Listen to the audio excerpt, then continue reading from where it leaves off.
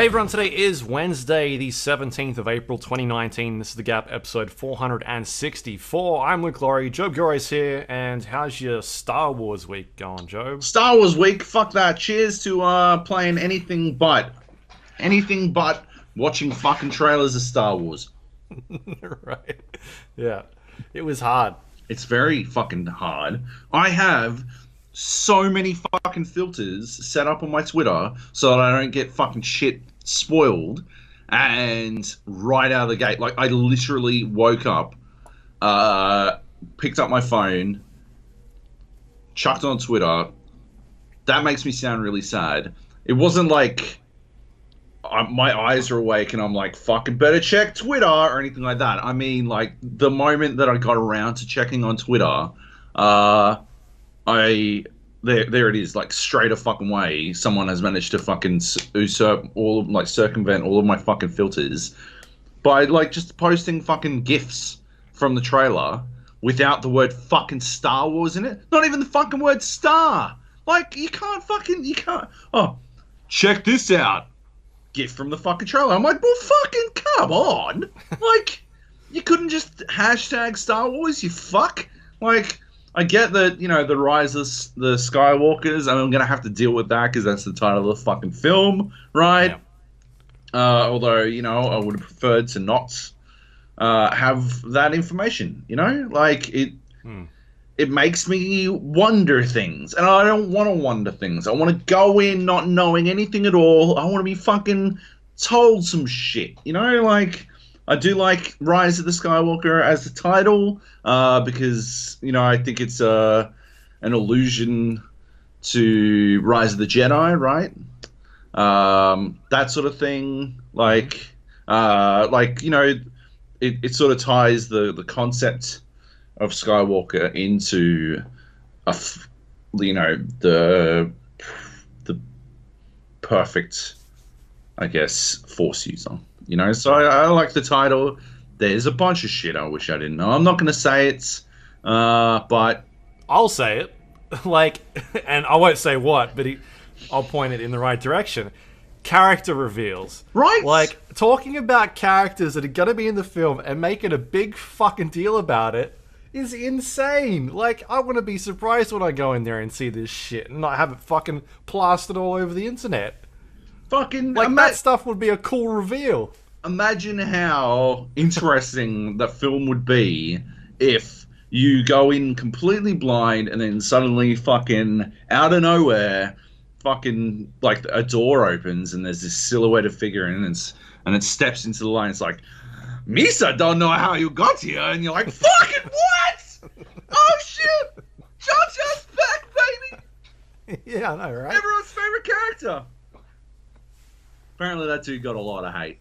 I was reading today. Apparently, like, institutionalized for the amount of hate he got, which is a bit rough. But Jar Jar is a terrible character, so. Fuck Jar Jar. No, fuck the actor who played him. What the fuck is wrong with people? Jesus Christ. But yeah, anyway, like, yeah, that's some fucked shit. Like, why would they put it in the trailer? I think it's this whole, like, they're trying to hype people up. Yeah, there was a lot of bad, like, a very split community between the last film. I think we're on the fence of, like, I enjoyed it as a film, but I don't like the direction it went in. Yeah. I'm very much on the fence. I'm like, on any given day, I'm on either side of that fence. Like, I'm not like deep in either direction. Like, I didn't fucking love it, and I didn't absolutely hate it. But like, on a Tuesday, I might be like, man, what the fuck were they thinking with that casino fucking section? That was a fucking shocker. And then on any other day, I'll be like, fuck, that fucking light speed jump, that was fucking sick. And then the next day, I'm like, why haven't they used that before? How does light speed jumping work in the fucking Star Wars universe if you can use it as a weapon? Like, why wouldn't you just tell, like, light speed jump a whole bunch of shit? Why wouldn't you just fucking create, like, you know, I don't want to get into a whole fucking, is R2-D2 alive or not? But like, why wouldn't you just create a bunch of fucking droids that fly fucking ships into destroyers? Like, seems kind of easy. Seems like a pretty simple solution, doesn't it? You know. Then on another day, I'll be like, "Fuck yeah, R2D2 is a Jedi." Anyway, yeah. Yep. Yeah. Yeah, and then on top of that, the whole Avengers Endgame stuff, which is like, I don't know if I should just turn the internet off for the week. I am extremely glad I'm going camping this weekend. I will be away from everything for at least 4 days. There's 4 days that's not going to be risky for me, you know, but I worry that by the time I get back, the cancer that is Endgame spoilers will have, like, fucking just gone full-blown malicious. Malicious?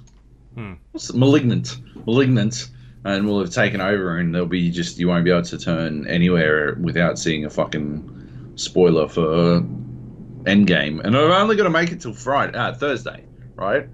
I idiotically didn't go for... I'm going Thursday. I didn't go Wednesday because I'm a huge dipshit. It's just going to be that much more difficult. And it's late on Thursday as well. It's like 6. I should have gone early. Yeah, I think that's when I'm... maybe around then, like 5 or 4, between 4 and 6. Yeah. Are you going that extreme screen or? I'm going Lux. I don't give a fuck. I wanted to go IMAX, but they're not doing IMAX this year in like non 3D. Because I went last year and saw it, in whatever it is. Extreme screen or whatever you fucking call it. Yeah. VMAX. And then I went a second time and saw it at IMAX because I've got an IMAX at the entertainment corner. It's not like the IMAX that was at Sydney Harbour where it was a giant fucking, like, the biggest screen in the Southern Hemisphere. Yeah. But the actual format, like, it's still a massive screen, but the formatting is different. Like, you get more screen space. And that was really fucking cool. Like, it's you can see the difference in there. And I was like, I'm going to go again this year. Like, maybe that'll be the way I go see it this year, like, the first time. And they're all in 3D. If it doesn't suck, I'm sure they'll do, like, later sessions that are 2D, and I'll happily go to a later session, a 2D session, provided I can, pencil out 15 fucking hours of my day or whatever the fuck it's going to take to watch. Yeah. But anyway, the whole, like, because I was just browsing the internet and I saw a thing and I was like, the fuck's this idiot talking about? And then, like, half an hour later, the whole thing about, the movie's been leaked online and people are posting spoilers. I'm like, what the fuck? Is that? Oh my god. Yeah, that is horse shit. That is some garbage shit. And the other thing you got to worry about now is, because we saw it when... I think Star Wars Episode 7 came out. Like, people just online in video games would just randomly talk spoilers in voice chat. Yeah. Or even, I think it happened in Avengers as well last year. I remember people talking about, like, major plot lines in that, like the end of the film. And you're like a day into that film being released, just, like, saying it in chat, being like, fuck you, this is funny. It's the classic, Snape dies... Dumbledore, Snape kills Dumbledore, or whatever the fuck it is. That Harry Potter fucking spoiler. I think that for me was the original spoiler bomb, right? Like, before that, I think people tried to spoil shit. Hey?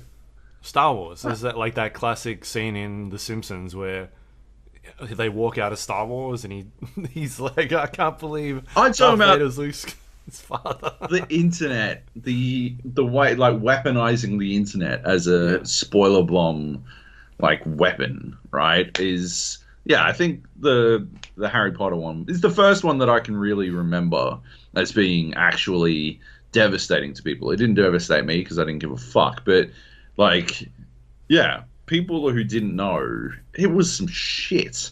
And it's definitely gotten out of hand since. I will not be playing games where other people can talk to me until I've seen the fucking movie. 100%. Well, I'm not. The reason why I'm going on Thursday is I'm not around on Wednesday, and basically, like we're getting back into the city and going straight to the fucking cinema. So hopefully, I'll be fine. Well, yeah, yeah, we'll have to, yeah. The other You'll thing have is- to be pretty vigilant. But what I was saying was I'm going to see it in Lux because I went and saw Right. fucking Us last Yeah. week, and saw it in regular cinema. Normally, I almost exclusively go to the Lux ones now. Saw it in regular cinema. The chick next to me was playing on her phone. She kept doing it even after I told her to stop. Everyone, it was the rowdiest fucking cinema I've been in ages. But I actually liked that for a horror film. And Us is at its core, not even at its core. It's just a fucking run-of-the-mill horror film. Like there's not really that much more to it than that. I was expecting Get Out. Another Get Out, but it wasn't that. It was just a horror film, right? Like that's fine, right? Like it's cool. You can. He doesn't have to make a fucking a Get Out every time he makes a fucking movie. It's just what I was expecting. Anyway, like yeah, it was fucking rowdy. There were a number of people who were told to shut the fuck up. The people on my other side were literally just talking for the first like I don't know 30 minutes of the movie until I told them to shut the fuck up. They got chippy, right? Like, but I'm like, watch the movie. They kicked off again at like a pretty critical, like when if you've seen the trailer, yeah, it's on the poster. Like the fucking family standing in the driveway. That's when they decided to start talking again, right? Fucking, why did I waste my shut the fuck up on earlier when they're at the fucking beach when I should have used it when the fucking shit's about to kick off? Pay the fuck attention. Christ. Holy shit, what are you even in the cinema for? Anyway, so that's why I only go to Lux now. Because, like, you still get dickheads in Lux on their phone and stuff, but you can't see it over the fucking reclining chair. And if people are talking, like, there's only fucking 12 people in the cinema, so the chances of people talking through the movie are significantly lower than, yeah. I'm also never going to a movie on a Friday night again. That was probably the big mistake, really. But yeah, anyway. Like, I think every time, because I go quite a lot, and I would say every time we go, we're having to tell someone fucking put their phone away. Yeah. Like, sometimes it's just people constantly on their phone the entire time. It's like, why are you in here if you're just going to sit on your phone the entire time? One day there will be an Alamo Drafthouse style cinema here, 100%. I would. and it'll make a fucking fortune. They would get all my money. Yeah, like I think we talked about this. Like my partner was looking at like how much does it cost to set up a fucking cinema. Yeah. Like, I'll do it. She's at that point where she's like, I'll just fucking buy a cinema and I'll do it. Someone's got to do it. Or just like buy the film and have it at home. Fuck it. No. The other thing, the spoiler thing is Game of Thrones started this weekend. Yeah. Or this week again, season 8. I've had Game of Thrones in my filter for probably 6 years now. Yeah. Like I've got hashtag Game of Thrones and Game of Thrones in my filter. So I don't, because I just got to the point where I was just fucking sick of seeing people talking about it. Because I don't watch it. I've watched the first season, and I got to it got to the point where I literally know fucking major story points in that series because people don't shut up about it. That's because it's good, dickhead. But they can't. They have to talk about it on social media in front of fucking everybody all the time. Just shut up. That's how So I'm just social media I got rid works, of it. motherfucker. No, but they all do it like while the show is on or something like that. And Oh yeah, live tweeting the show is dumb, but like, fucking posting like screen caps of them watching it and like, oh shit, I can't believe this person died. Someone dies every episode. That's all that happens in that show. shut People dying all the your time. bitch mouth. You Did don't know watch what the you're other talking one? about. So many people died. Fuck, damn it. No, I actually, just in saying that, I started watching it again the other night, so I'm like halfway through season 2. Well, I'm gonna catch up before the end. Yeah. That way I can just be like, I've seen it. I can fuck you. watch the last episode, like before anyone else can, and then spoil it. Like just come like Oh, this is payback for the last 8 years. from behind victory. Yeah, it's only 6 episodes long this season. And they're going to be like fucking. There's some episodes that are like 2 hours long.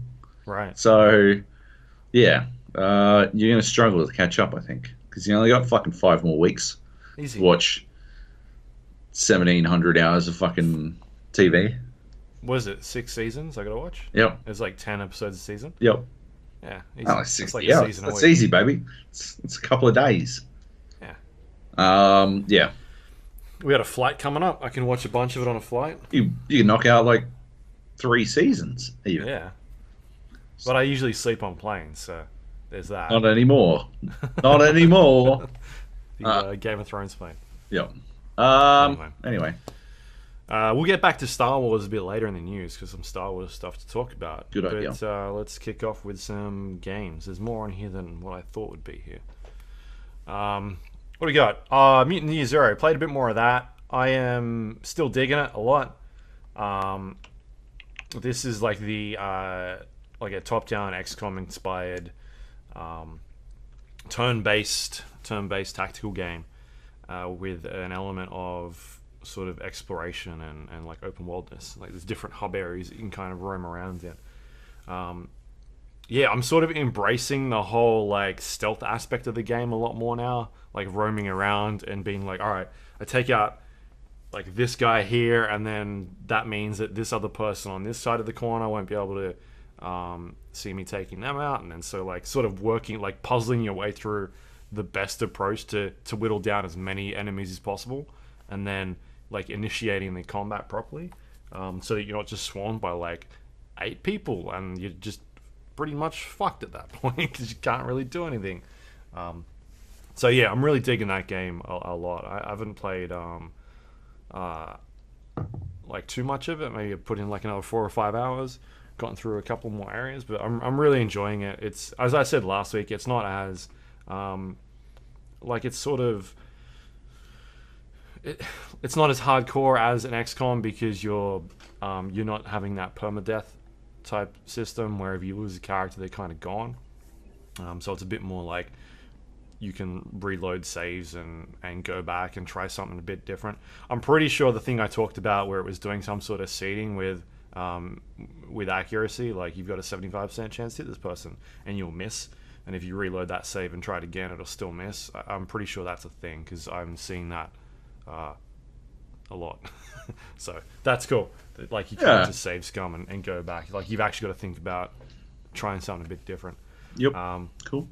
And yeah, the world building in it is I think really cool. The stuff I talked about last week of like these mutant characters that are sort of exploring Earth, or like a post-apocalyptic Earth, and talking about things we take for granted. Like there's a mission or a level called I think it's like the Silver Snake or something like that, and they're just referring to us like it's a train basically, right? And just learning about like them trying to figure out like what is a train exactly, and just like their guesses as to what it could be, or finding like a mini refrigerator or like a cooler, and them talking about like, oh, I think I've heard of what these things do, like you put items in it and it keeps them cool type stuff. So I like the world building around it. So I think we had some emails about Mutant Year Zero, which maybe we'll get to later, or maybe that was just in the general chat, people talking about it. Right. I can't really remember. I'm not sure, but suggesting that maybe it's on Game Pass. Yeah. Because it's not on Switch yet. Like I was all excited to get it on Switch. It just turns out that it's coming to Switch in June, and so yeah. No chance that I can play it on my Switch yet in time for our flight later this month. But yeah, like I'm still excited to check it out. I'm just gonna buy it and put it on my Surface. I think I don't know how it's gonna run, but it looks like it should be fine. I hope it's got good touchscreen controls. That's what I hope, but right. I haven't been able to find any details on it. Yeah, no, I think it's good. Like it sort of scratches that XCOM itch while like trying a few different new things in there. Like there's no XCOM's got that whole base building system where you're going out researching and that sort of thing. This is very slimmed down in terms of that sort of stuff. You still can upgrade weapons. I never really get I don't actually like that macro game in XCOM most of the time. Like yeah, it's probably the least interesting part of any XCOM game, in my opinion. Right. The resource management stuff. It does give you something to like aim for and look forward to, but yeah, generally it's just not for me. So yeah. So for the most part, you're collecting scrap or resources out in the world, or finding items like grenades or new weapons, and that's when it's sort of more in line with Mario and Rabbids, where you can use the resources to buy new gear. Yeah. So you go to like a shop and be like, all right, I'm going to buy this new gun and equip that on one of my characters. And yeah, so like I've basically got everybody with a stealth weapon at the moment, because you can have 2 primary weapons. So everyone's got like either a silenced pistol or a crossbow, and that way I'm hopefully killing the person that I'm trying to kill when I'm initiating like an ambush on them. Because I got to the point where they had too much health, and I couldn't do it with the 2 characters that I had. I just wasn't doing enough damage at that point to knock them out completely, so they would then alert everybody else around them. Right. So now I'm just like, oh well, I'll get another silenced weapon and we'll start stealthing our way through it. Yeah. And yeah, I'm like enjoying that part, like the puzzle aspect of figuring out how to approach some of these scenarios and what to do. And then when things don't go to plan, it can just sometimes it's just really hectic to try and sort out. Cool. But yeah, I'm digging it. I'm enjoying like jumping on every once in a while. I'm playing like an hour, like a level, like a section. Yeah. Clearing it out, and then all right, cool. Yeah, I'll get back to this later on. Nice. Yeah, it's sort of scratching that itch. Cool. What else we got? Sea of Thieves. Let's talk about Sea of Thieves real quick. You played it? I played a bit. I was jumping in to see how it was going, just to get my hype train going ahead of the big update. It looks so fucking cool. Yeah, jumped in, just sort of auto match made onto a galleon, right, and jumped into this game. And two voices greeted me, an American woman and a British guy, and I replied. And as soon as I said anything at all, the British guy was like, "Is that how you talk?" And I'm like, "What?" It's like, "Is that how you actually talk?" I'm like, "I don't know how to respond to that." And he's like, "Is that your actual voice, or using some sort of voice modulator?" I'm like, "This is how I talk, man. This is just my voice." He's like, "That you have the sexiest voice I've ever heard in my life." I'm like, and I'm like, well, "Thanks." Thieves is the new grinder. Fucking. And he's like, "Yeah, seriously." And then for the next 25 minutes, he would not shut up about how sexy my voice was.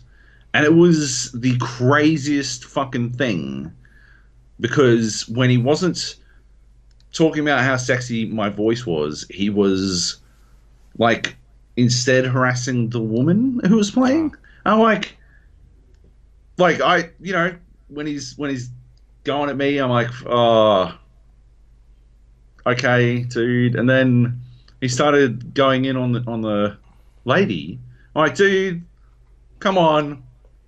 She's just trying to play the game." And then she started defending me. Neither of us would defend ourselves, but we both defended one another in tandem until he shut the fuck up and quit. But it was super weird. That has to be, like, literally all I did was talk, and it was fucking sexual harassment time. That has to be how a lot of fucking women feel all the fucking time in games. And that was awful. Jesus Christ. I was not a fan of it. I have been sexually harassed because of my voice before. I used to do complaint calls for Westpac over a decade ago, and multiple women were extremely explicit. It was pretty weird. It was extremely flattering the first time, and then it just got super fucking weird. But like, because it was the same lady going all the time. One lady made her friend go pick up the other line so that she could like hear how sexy my voice was, and the other lady wasn't having a bit of it. Wasn't Back having when people had telephones yeah, and cords and on they them. had multiple fucking landlines in their house. Yeah, the other lady's like, "That doesn't sound that good," and oh man, it was fucking super weird. Anyway, that was my Sea of Thieves experience.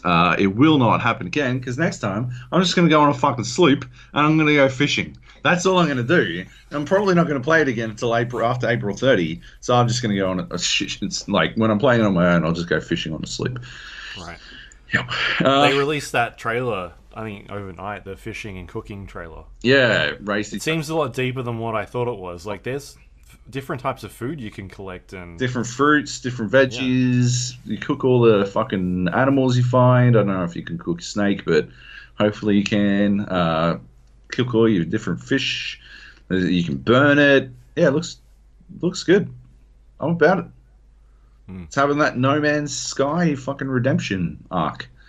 People did No Man's Sky have redemption? Hey, had a bit of a redemptive moment. Remember back when we were playing it? I still hated it, but you guys were fucking obsessed. I didn't like it. No, I uninstalled it. What are you talking about? If someone else is playing, I was like, this is still garbage. Yeah, I know. It was infuriating seeing everyone play it. Seeing everyone enjoy themselves. Pricks. Yeah. One Finger Death Punch. I got this because it was 99 cents. I don't know if it's still 99 cents, but if it is, you absolutely should get it. Yeah, this is because the sequel came out, right? Yeah, they put it's back up to $7.50. It's not worth $7.50, but it was definitely worth $1. It's basically you are a kung fu master, a stick man. Like, remember those fucking Flash games, Stickman Kung Fu or whatever the fuck it was? Yeah. The fucking best shit growing up. Anyway, that's basically what this is. You're a stick man and you can't move. Instead, you press one button to attack right. You press your B button to attack right and your X button to attack left. And you have to wait until they get in range. And every single level sort of chains the enemies together so that you can create a spectacular fucking kung fu combo out of these stick men. And that's basically the entire game.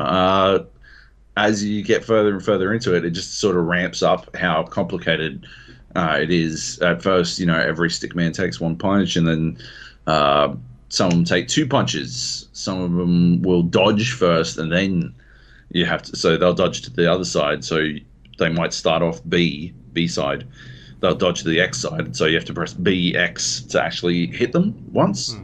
And yeah, that sort of thing, it sort of escalates and escalates until, like you are frantically fucking tapping buttons as fast as you fucking can. I don't know why I'm doing it with two hands on camera, because that's not how I'd play it, or how I do play it. I play it with one finger, right? Because it's one finger death punch. And yeah, no, it's cool. I haven't checked out the demo, but I am interested to see how it goes, because this one's fucking awesome. I'll probably play this one a bit more while I check out the second one. But yeah, people were fucking well about that shit. Yeah. Anyway, good stuff. Yep. Yeah, I saw the sequel go up on Steam, but did not pull the trigger because. Did you play the first one? No. Right. So yeah, it'd be hard to jump in on if you had no measure of whether or not you're going to like what you were getting into, I guess. Yep. Right. But yeah, it's cool. It's a cool game. Rightio. Yeah. What else you got here? What else do we have? Let's talk about what's Krunker. Krunker is a browser-based first-person shooter with, I don't know, it feels very Counter-Strikey to me. Oh, I played this. It's anything but. It's very lo-fi, blocky, sort of, shooter. It's, as far as I can tell, it's got two modes. Deathmatch. I guess three modes. Deathmatch. Sorry, free-for-all. Team Deathmatch. And like a control point? Yeah, King of the Hill type thing. Hard point is what it's called in this, but it's not hard point. Oh, I guess it is. Yeah, hard point from Call of Duty. Yeah. Anyway, Krunker it's Krunker.io to play it. It's free. You jump in, and as far as I can tell, it's some sort of social experiment where you kill a bunch of extremely easy bots, and then they start to call you a hacker. That's as far as I can tell. That's what Krunker.io is. It's some sort of fucking weird experiment where, yeah, all the bots are on the lowest possible difficulty setting, and then they exclusively call you a hacker anytime you kill them, which you will do a lot because they're terrible. And yeah, there's like I found like it really easy to master the recoil control in it. And so, yeah, you wind up like just going on these massive sprees, headshot, and people just fucking dying non-stop. There's not like it's the first bullet is always in the correct spot, and the recoil control on the AK is fucking easy as fuck. So yeah, you just fucking dead, and then yeah, they call you a hacker, and that's about it. And then another real player will join, and they'll call him a hacker as well. You can always tell if it's a real player or if it's one of these these chat bots on easy mode, because the chat bots on easy mode are awful, and the real players can actually kill me. Seriously, I think I've spent the last week destroying 12-year-olds who are getting a fucking harsh lesson in how to play a fucking shooter. Because fuck. Like no mercy shit. Actually, I have been showing some mercy in that I've been like going pistols only and still wiping the fucking floor with them. Yeah, it's a good time killing game. I don't know. You jump in, you knock out a couple of rounds, get called a hacker a bunch, and then you like duck away.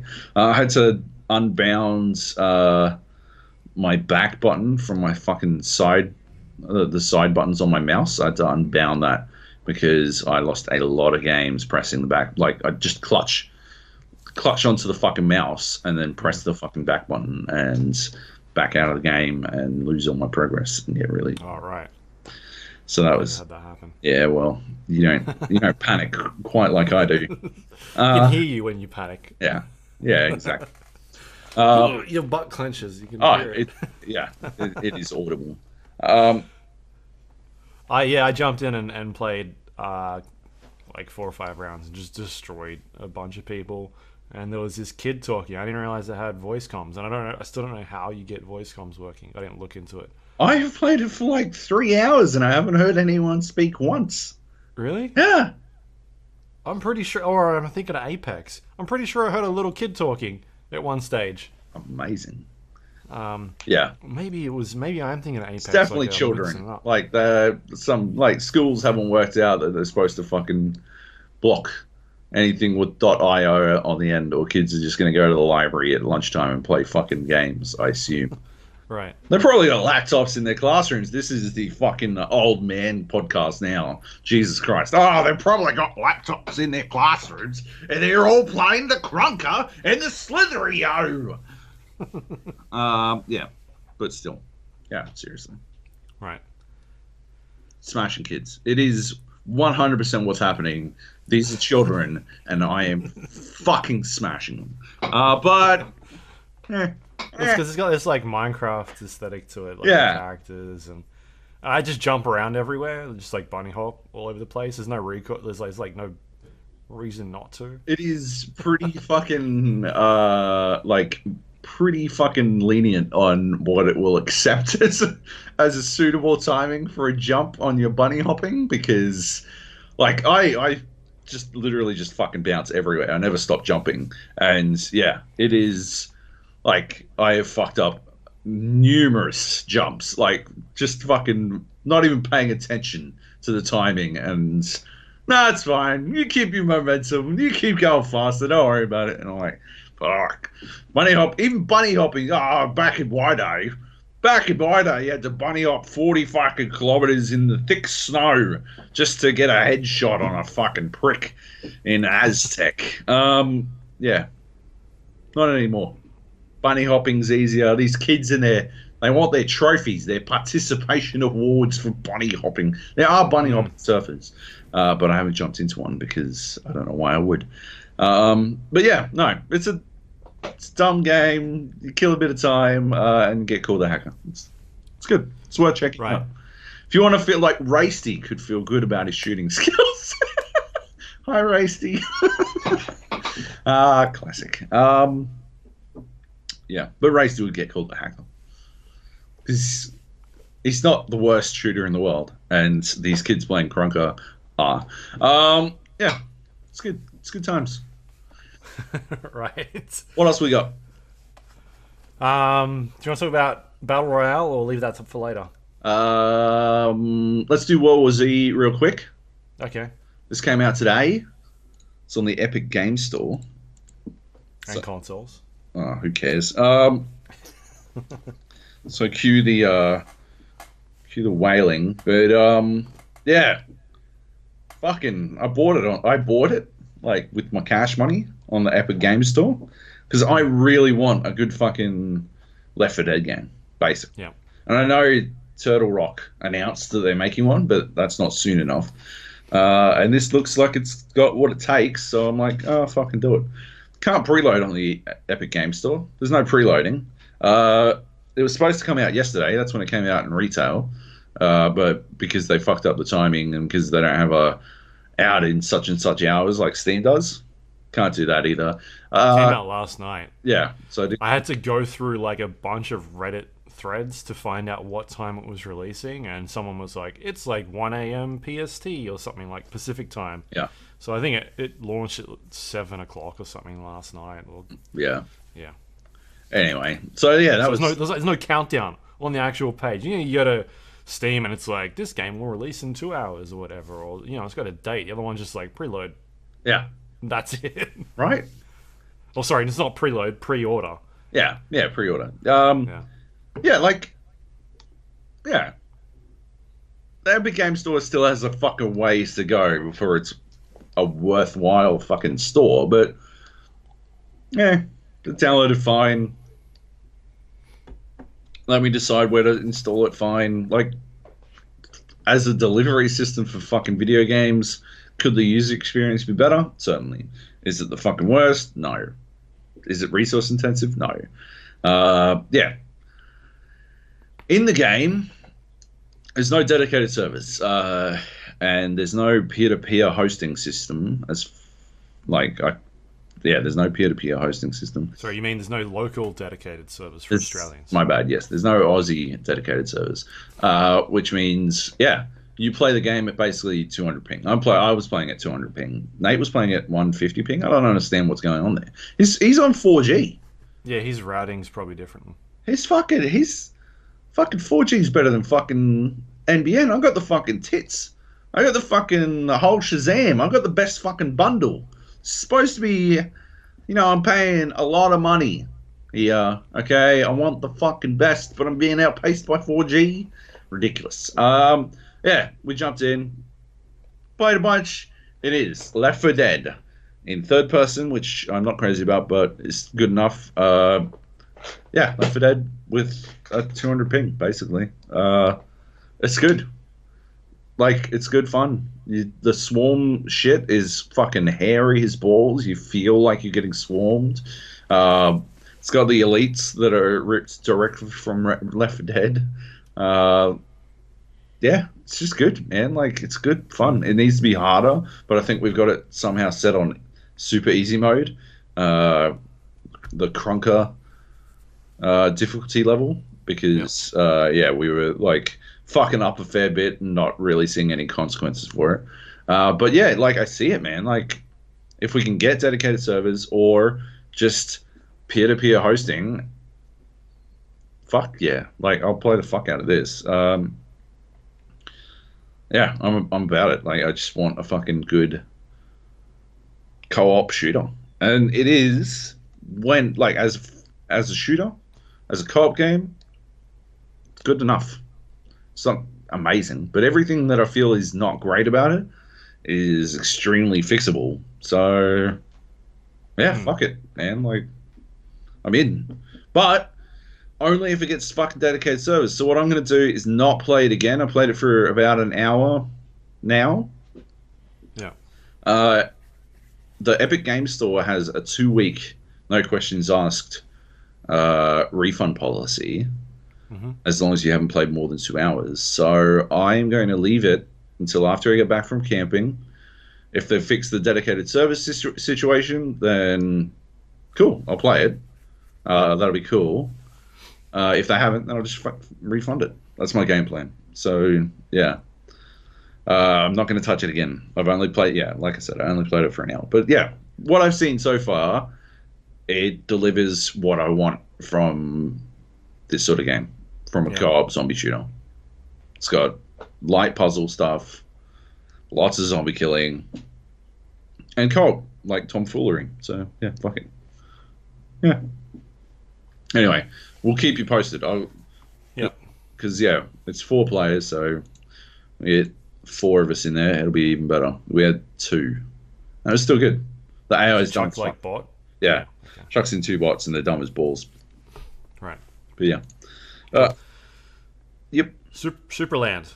Supraland. It's a virtual reality game, right? No. No? No. Oh, okay.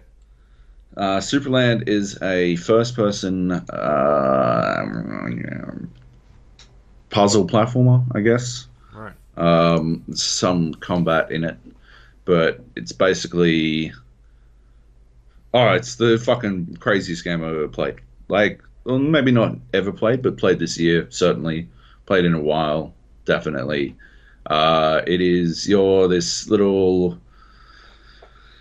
I don't know, figurine cutout, stickman type thing, and it all takes place inside of a sandbox in someone's backyard, and everything's scaled down. And yeah, the video at the start is this like amusing little highlight. Fortnite map area size this big, World of Warcraft this big, Daisy this big. Supraland, 9 meters squared, and it is supposed to take place in this 9 square meter sandbox. But because you are fucking a grain of sand big, it feels like a giant world. And it starts off with it's Metroidvania-esque. You power up as you go through, and you're able to like solve more puzzles that you might not have been able to solve before. You're able to solve them later on because you've got more abilities and stuff like that.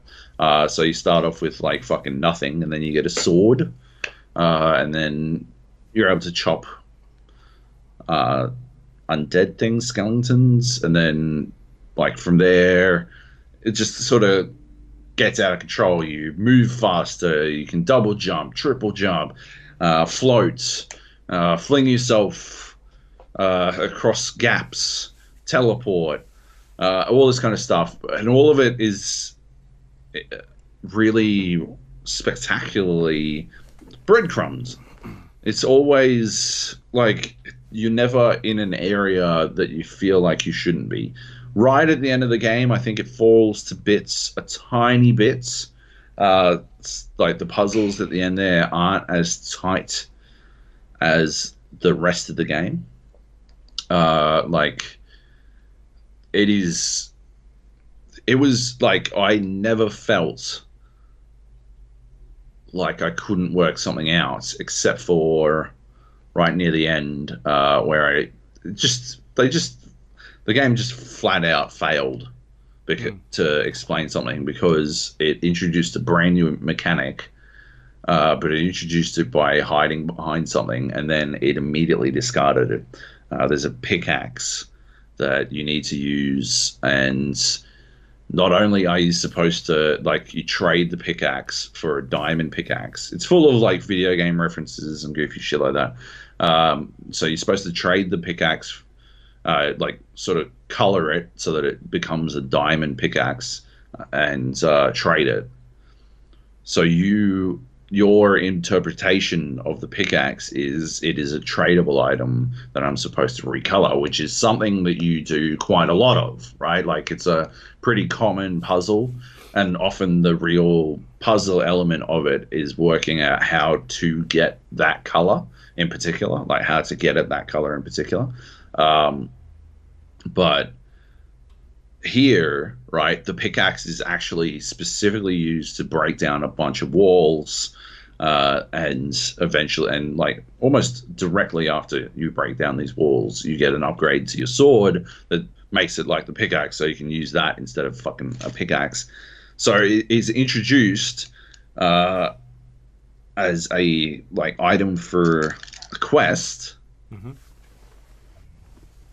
and then never correctly fucking painted, like led into an actual item needed to solve things, and then immediately abandoned. That's probably, yeah, that's the only fucking puzzle in the game that I felt was completely fucked, and I had to look it up, basically. And even then, I didn't get a decent answer off the internet. I still had to infer a bunch of shit. But I worked it out, obviously, because I finished the game. Apart from that, like, except for that pickaxe exception, like, example in particular, I think it's so glaring to me because never once prior to that or after that did I feel like the game had not given me enough information to solve whatever. Like, you always have exactly what you need to solve the next puzzle, or the game explicitly tells you don't have what you need to solve the puzzle. So you don't fucking waste time on puzzles that you can't fucking solve, right? And so that means that if you're in an area, right, to solve a puzzle, right, if you've got a door that's locked behind you, the door in front of you is also locked, and you can see the keyhole, right? You can see, you know that whatever it takes to get through this puzzle exists in that room alone. And so all you need to do is work out how what you have on you can be combined to get out of that room. And it's fucking awesome, man. Like, you feel like a fucking mad genius. Like, I was constantly solving shit and imagining to myself, well, not imagining, but like thinking to myself, there is literally no way that this was the correct way to solve this fucking puzzle, because it is so fucking off the wall. I've straight up just fucking janked my way through this fucking puzzle. And then when I get to the other side and I look back, I'm like, oh, fuck. Yeah. That's how you solve the, like, you like look at it from a different perspective and you're like, oh, it's so easy. I could have just done this and this. Meanwhile, I'm like floating to one area and like flinging myself across a gap and then roping onto a bit of wood and pulling myself up and then floating on the magnet again and like just sort of fucking platforming my way through this shit to get over this obstacle. And then I get on the other side and press the button, and then I look from the other perspective and it's like, oh yeah, if you combine A with B, you get a C, and then the door opens, right? Cool. I should have just done that in the fucking first place. But while I was up there, that's the other thing. The best thing about it is while I was up there going over the door instead of through it, opening it and going through it, up the top is a chest, and it's got fucking an upgrade to my sword, or I can move a bit faster, or something else. And so it not only does it, actively challenge you to think through what you've got, it rewards you when you go a completely different way with it anyway. It's like they've not only thought of how you should do it, but they've also thought of how you might do it. And if you do it that way, you get a reward. And it's fucking amazing, man. The other thing is, 9 square meters But you will like. There's no like loading times or anything. You're this tiny thing, and it's all in first person. You can fling yourself from one side of the map to the other, and it's all there while you're flinging yourself across. And you can actually like there are bounce pads. There's no fast travel system, but there are bounce pads that will fling you straight across. And yeah, you. What I found is there's a thing you get later on that allows you to sort of teleport, and if you fling that thing and teleport, you maintain the same momentum that you had. So if you were standing still when you flung it, when you and it gets flung by the bounce pad, right? It gets transported most of the way across the fucking map, and then you teleport to it. You teleport there instantly without any hitches. And you have the same fucking momentum, so you just drop straight down, and you're in a completely different part of the map, which is, I think, pretty fucking cool.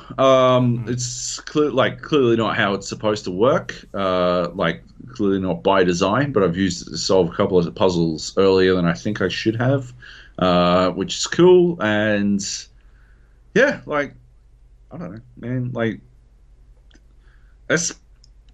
It's one of the best games I've played in a fucking long time. It is, it's simplistic in its story, but quite charming, like very goofy. There's some really weird references. There's this one bit where, I won't spoil it, but one bit where the guy who generally guides you and tells you whether or not you're about to fuck up a puzzle basically just asks if you're one of the 90%. And when you find out what he means by that, it is totally worth it. It's fucking hilarious. I like that a lot.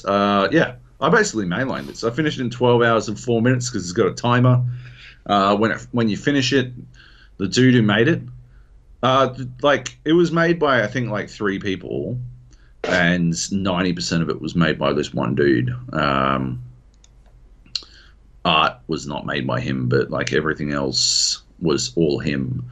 And then at the end he sings like a German pop song with his band over the title credits, and it's insane. But yeah, I don't know. It's great. It's a fucking amazing game. It's totally worth it. I think everyone should get it. It's the best game nobody's fucking talking about. I am flabbergasted that it's just going under the radar. I believe we've talked about a Supra game before, because it's got this thing in it called Supra Ball. Yeah. And Super Ball. Yeah. Okay, I'm just looking at it now. Super Ball was basically like that fucking Quake mod that was rocket launcher soccer, basically. Super Ball was that, and I definitely played it and talked about it before. This is completely completely different. Nothing like, it's not a sports game.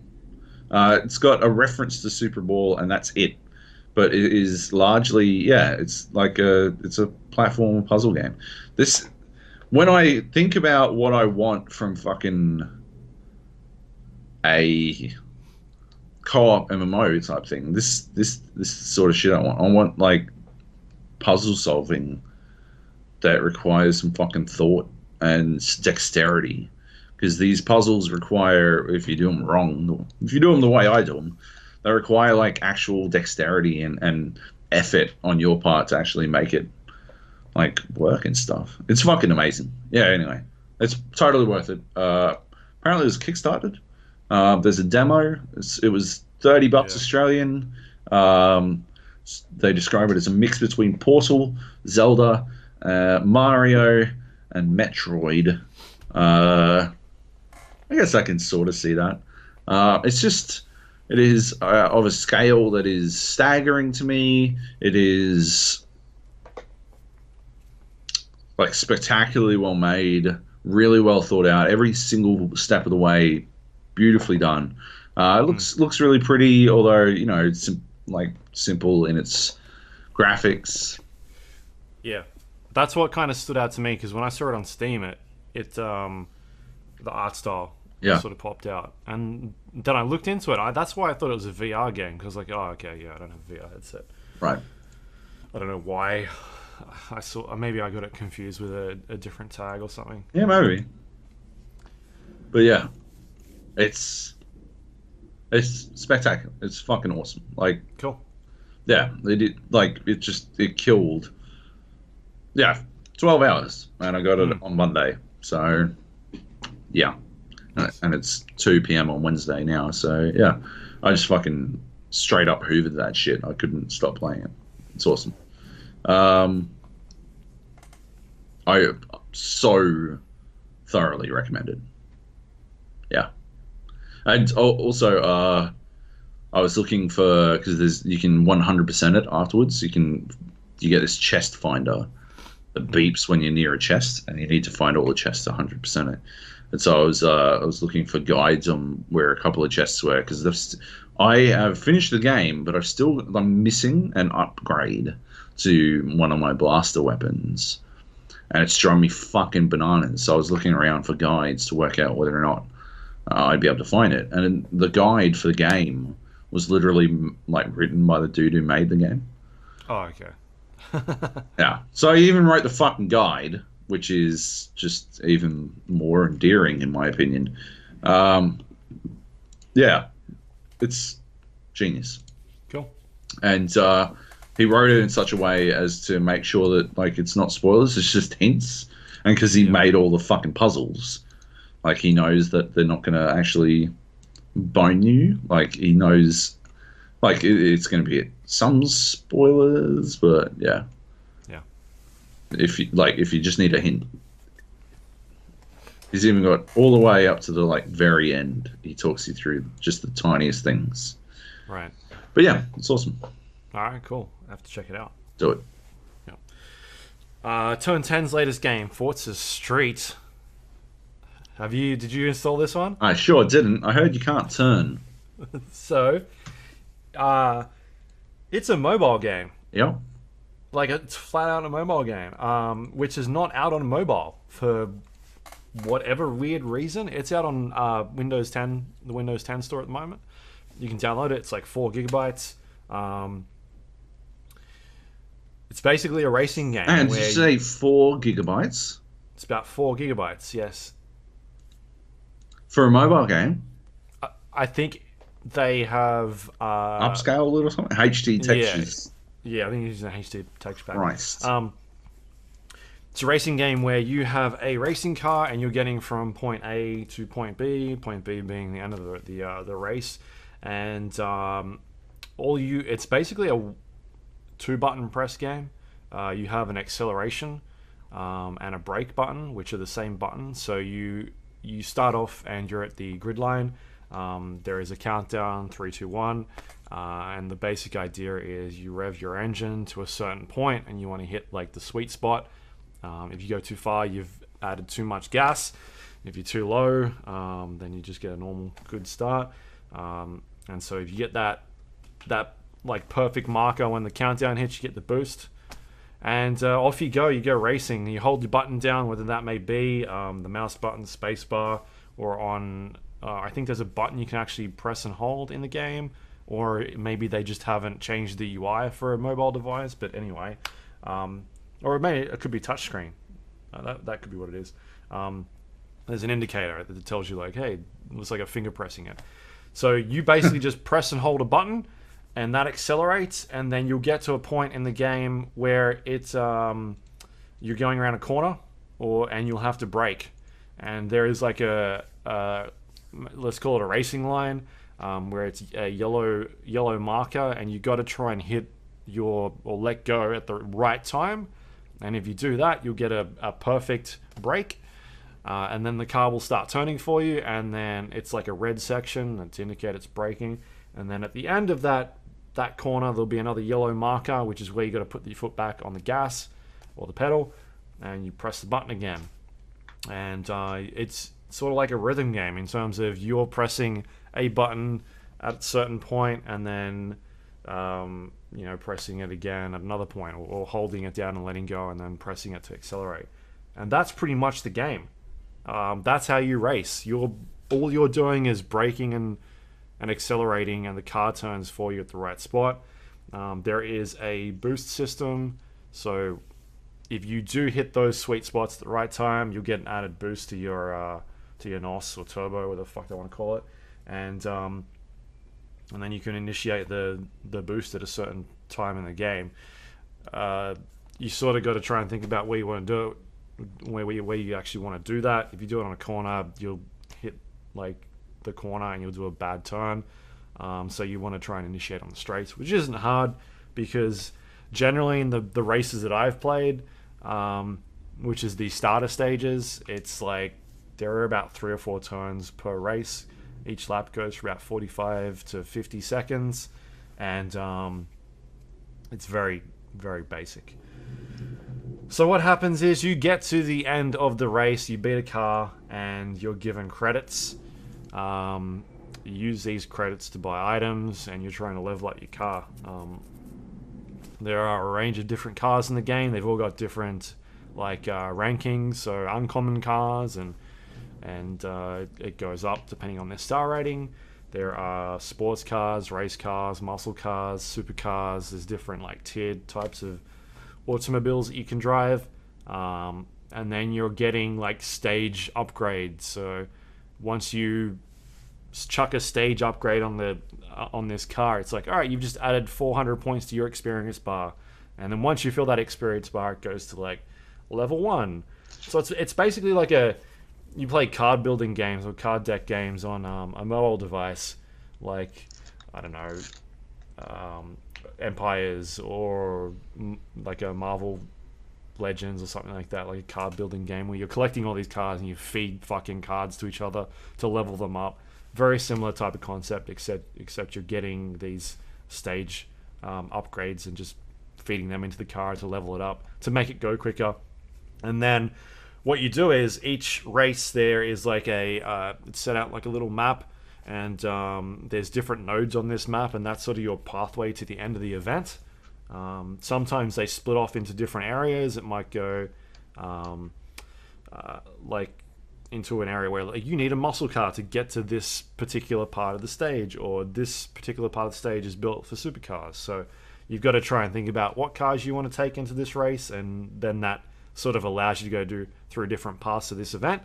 And each node will sometimes have an race event on there. You've got to verse one of these cars, or it could be an item you can collect, or a crate which will give you more cars, just random stuff like that.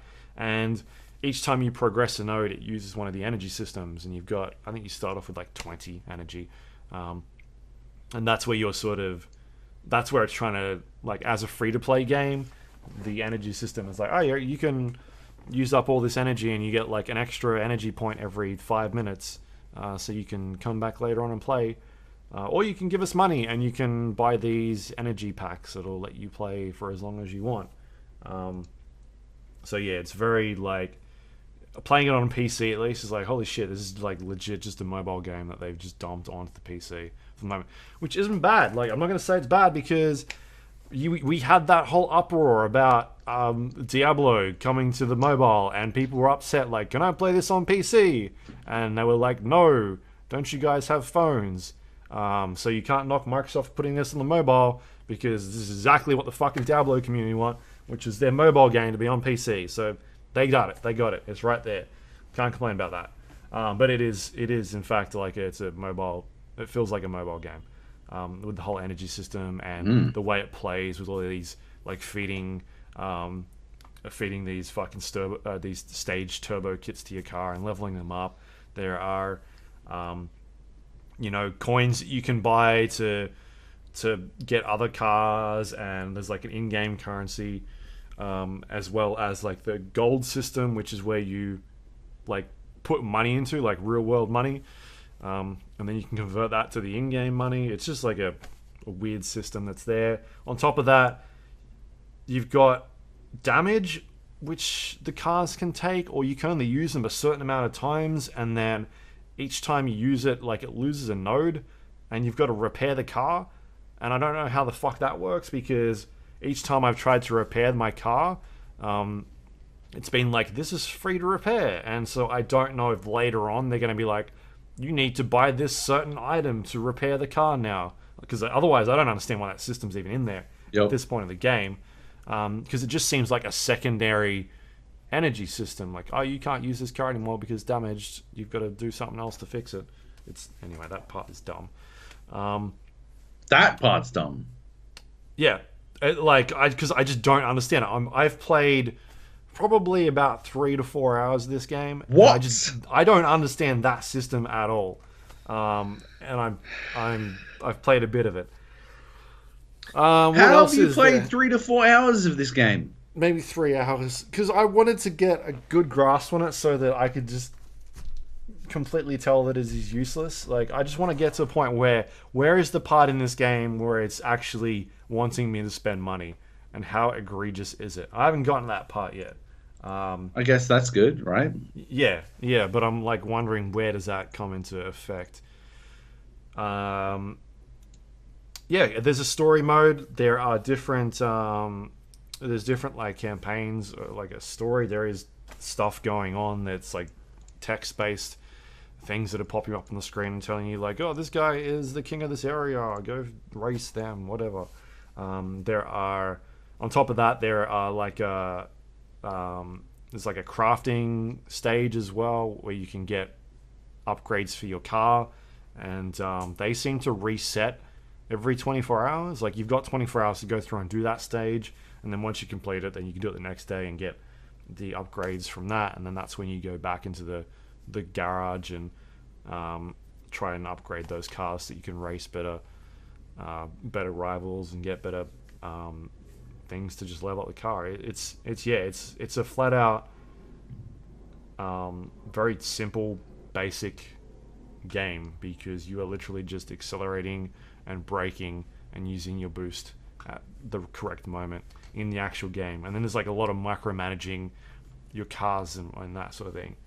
I play a lot of, what is it, Empires and Puzzles, I think it's called, on the mobile, and I've been playing that for a while now. Yeah, Empires and Puzzles, and that's like it's a matching game where you've got to match the gems, and you're doing damage to enemies on the screen, and you've got heroes, and they've got different abilities and whatnot. And that's the type of system that's a lot more interesting to me, because I'm thinking about what I'm doing on the screen, as well as there's this whole leveling up mechanic where you're feeding cards to your cards to make them more powerful and whatnot.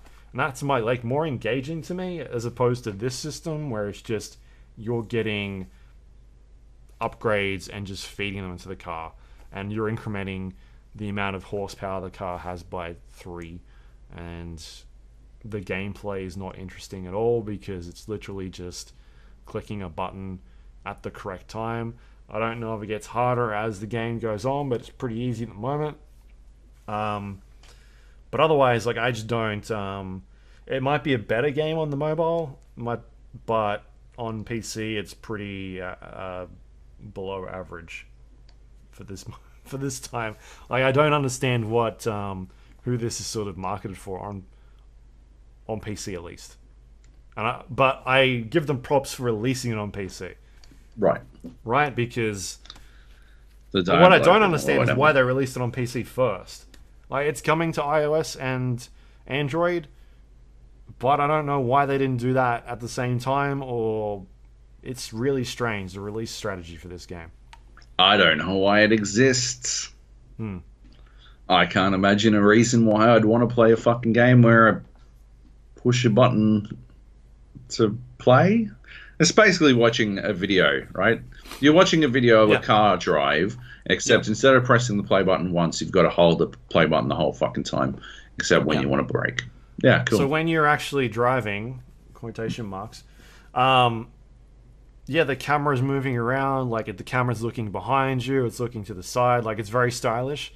It's not until you get to the corner where it's behind the car type view, and then you press you let go of the button and the car starts turning for you. I mean, like, the car is moving around the course the whole time, and all you're doing is accelerating, braking, and boosting. That's the gameplay, and you do that 3 times a race for 45-50 seconds. Cool. And that's it.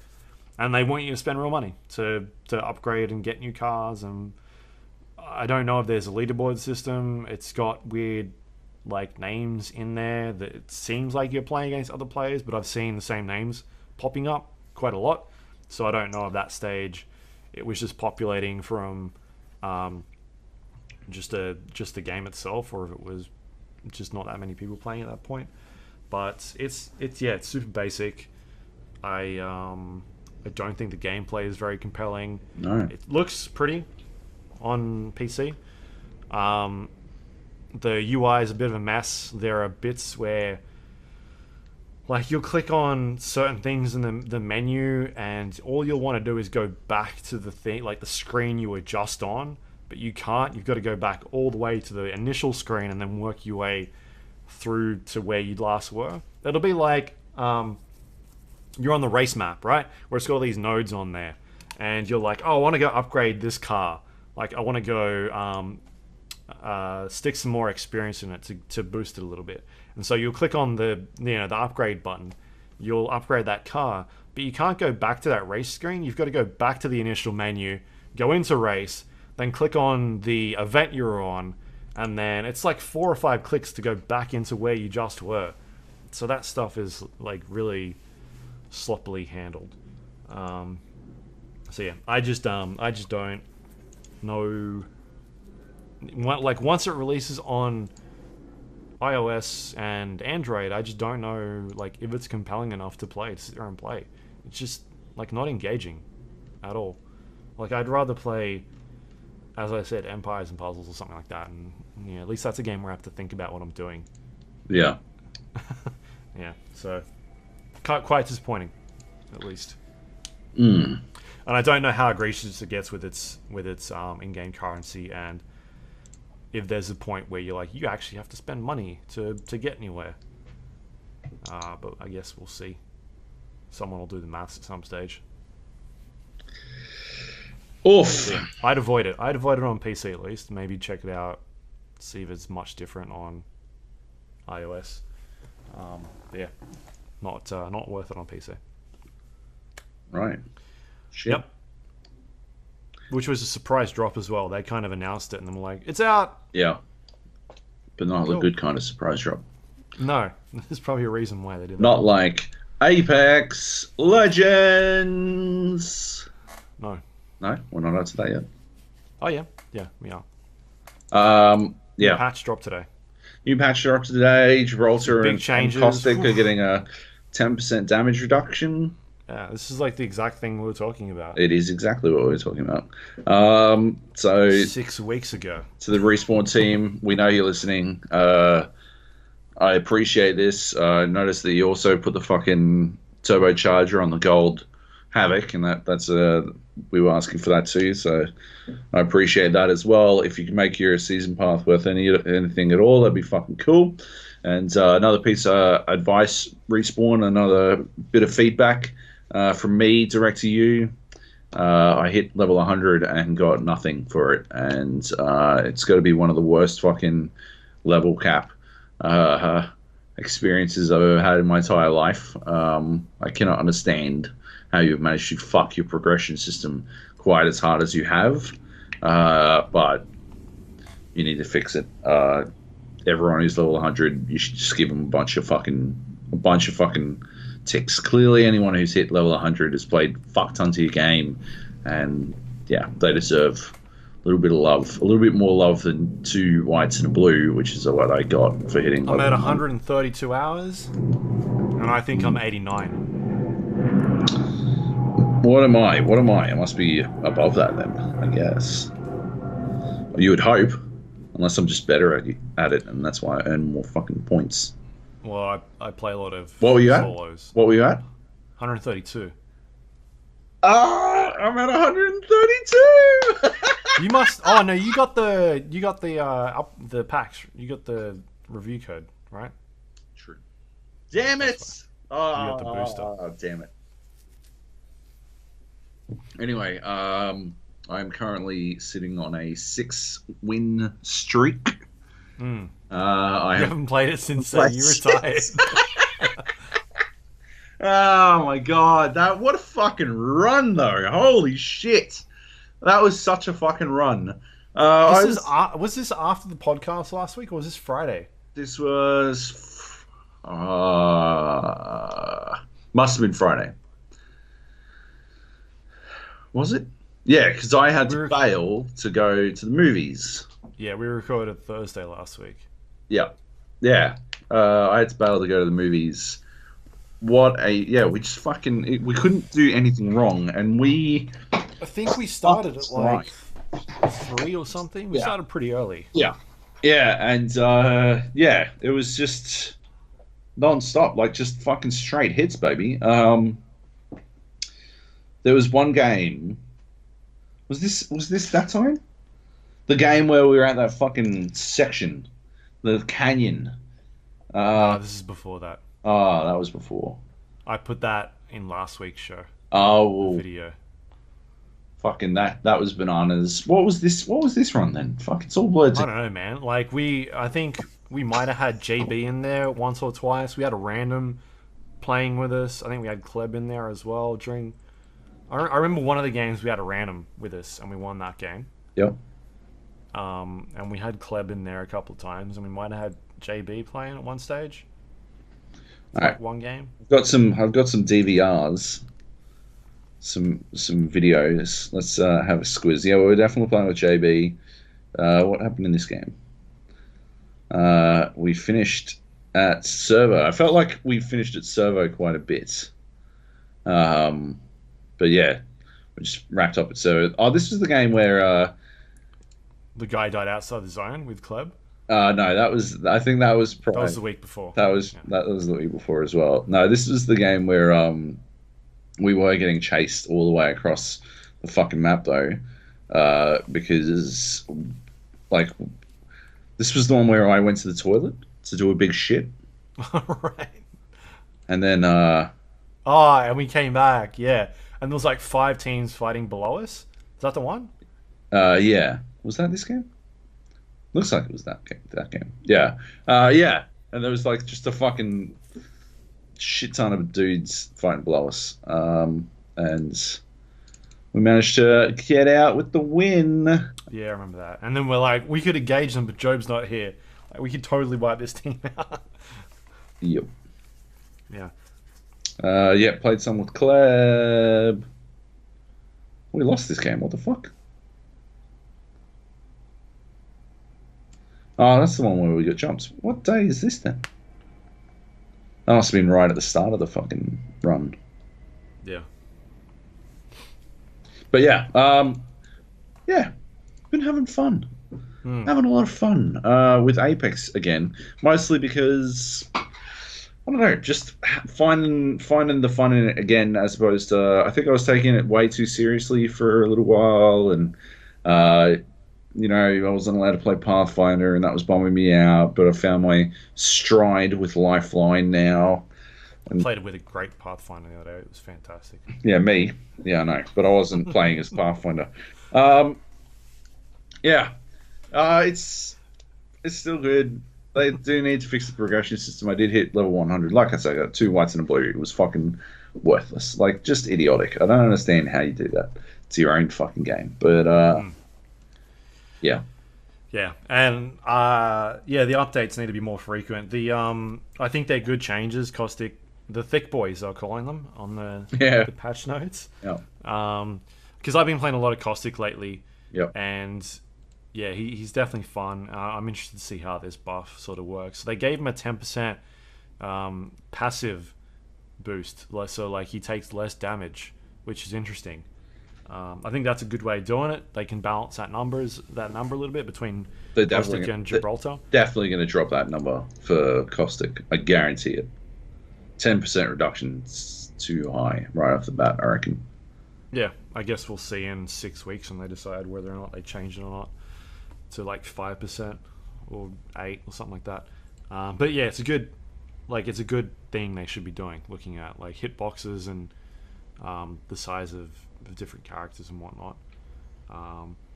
They nerfed the wingman; it's got less ammo in it now. Spitfire got nerfed, which I'm pretty sad about because I run Spitfire quite a lot. Right. They lowered the magazine size on it. Oh, fuck, really? Oh, jeez. Oh, I already felt like it didn't have quite enough fucking bullets most of the time. Yeah, I think when you got like the purple mag, you had like 65 rounds in it, and you could just like hold that thing down. Yeah. Just nobody could do anything. Yeah. So that sucks because I liked Spitfire. Oh, reduced base damage as well. Fucking hell, that's rough. Yeah, I think by 2 points. Yeah, they increased the mag size and the Havoc. Havoc might actually be worth picking up now. They nerfed the beam. Did they? No, they Oh no, they changed the amount buffs. of ammo. These are buffs. Yeah. Okay. Yeah. That's pretty good. Yeah. Yeah. And they buffed the DMR, the longbow, which All is the snipers. well, yeah, but like specifically buffed the Right. longbow to make it faster to fire, have more bullets, and yeah, so it should be actually significantly better. Yeah, and then across the board, the snipers got buffed because they do more damage on legs. Yeah. Less weapon sway, and what was the other change? You probably got it up. Base weapon sway and base sway speed. Right. Okay. Both reduced, but yeah. Yeah, basically, I mean, snipers. You get hit by a sniper rifle, unless it's a headshot, you're fine. Like, you just duck behind cover. Unless you're running, then even then it can take sometimes 4 hits, 5 hits for you to get downed by a sniper, and they'd have to be very good. So, yeah. I mean, yeah, like you were literally better off taking a fucking wingman. Yeah. Than a longbow. Yeah. I think the change to the ship speed is also good. Means that people can get to places quicker. You're in the game and fighting a lot quicker. Definitely want to stay on the ship longer now. Like, you already wanted to stay on the ship if you were jumping close to the fucking path, but now you absolutely want to stay on the fucking ship for as long as fucking possible until you're basically perpendicular to where you want to jump, because there is no way you're jumping faster than the fucking ship. So yeah, that's something to think about, but it's a good one. Yeah. I think that's about it, right, for the big changes? Yep. Just some bug fixes and whatnot. Yeah. But yeah, no, I had good fun. I've been playing just solos still. I don't think I've played with anybody since maybe the weekend. What day is it today? Wednesday. Yeah, probably weekend was the last time I played with anybody in our team. So I've just been playing solo. Yeah. It's been good. Did notice last week a bunch of cheaters. I had like one day where I had 3 cheaters I got killed by. Yeah. And like each time I got killed by, I was like, that dude's hacking. Like straight off the bat, you can tell. Yeah. Or at least I can tell. You can tell. You notice how fast your health shreds. Drops. Yeah. And you just got fucking 6 headshots in a row. And then, you spectate them for a second and you watch them just fucking, straight up fucking headshot, locked on, non-stop. Yeah. Yeah. I think I sent you that, or I sent someone that video. Yeah. As soon as I died, I was like, that dude's cheating. Straight off the bat, I could tell. It was just like, the how quickly I died, shouldn't have dropped that quickly. Mm-hmm. And also the fact that there was smoke there and I fucking chucked I was playing Caustic. I chucked a ult on him as well, so he shouldn't have been hitting me that quickly. Yeah. But it was like he wasn't even trying to hide the fact that he was cheating. He was and he lost too. Yeah, he lost later on. Like he was wall hacking. It looked like he was wall hacking because at one stage he was pinging in a house that he couldn't have known someone was in. Yep. Like saying that people were there. Yep. And it seemed to be like he had 2 buttons bound to the hack. Like, he would right click and then hit another button to quickly snap to them because it didn't seem to bound to just ADS. Right.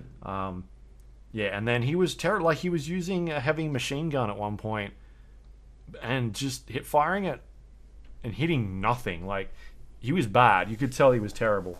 But the moment he went to ADS and hit this button, like, he was just fucking headshotting everybody. So, yeah, it just sucks because there was at least 2 or 3 games that day where I was like, what is going on? Like, did some new hack come out that they can't detect? And it was just frustrating because there was a bunch of times where I was like, yep, okay, cool, that person's cheating. Yeah. Blatantly, because I died instantly. Yep. So, otherwise, still digging it a lot. 100%. So then we had those 6 games. You bailed. I switched it off and then went and got dinner and then came back and started playing Battlefield. We talked about Battlefield last week. Firestorm was pretty much fucked in Australia, Australia, New Zealand at least. The way the matchmaking system was working is it would basically just chuck you into a random server around the globe if it couldn't find a local server quickly. They made some changes to the way the matchmaking worked to try and to try and make it a bit better for us here, so it would chuck you into a local server, which worked like the first 2 days. And then something happened after that, and it stopped working again. We couldn't get any more games. I was getting a game I think I was testing it at about lunchtime one day. 12 o'clock, 1 o'clock, I played a bunch of games, got in there fine. I had to wait a little bit, like 4 or 5 minutes, but was definitely getting games. And the next day I was trying it like 4 o'clock, 5 o'clock I was playing. So yeah, it seemed good. It was working again. And then nothing happened. Like, it just started doing the same thing again. We were under the impression that they maybe reverted the changes. Yeah. We talked about it last week. And then while we were recording, I think just after we finished, got a message from the community manager for Battlefield in North America, and he said they didn't revert the changes, that they the way it works is if there is a low player count, it will divert to another server, and so that means if there are a lot of people searching, then that new matchmaking system will kick in, which was strange because we have tested it a bunch and it just seems to be really sporadic.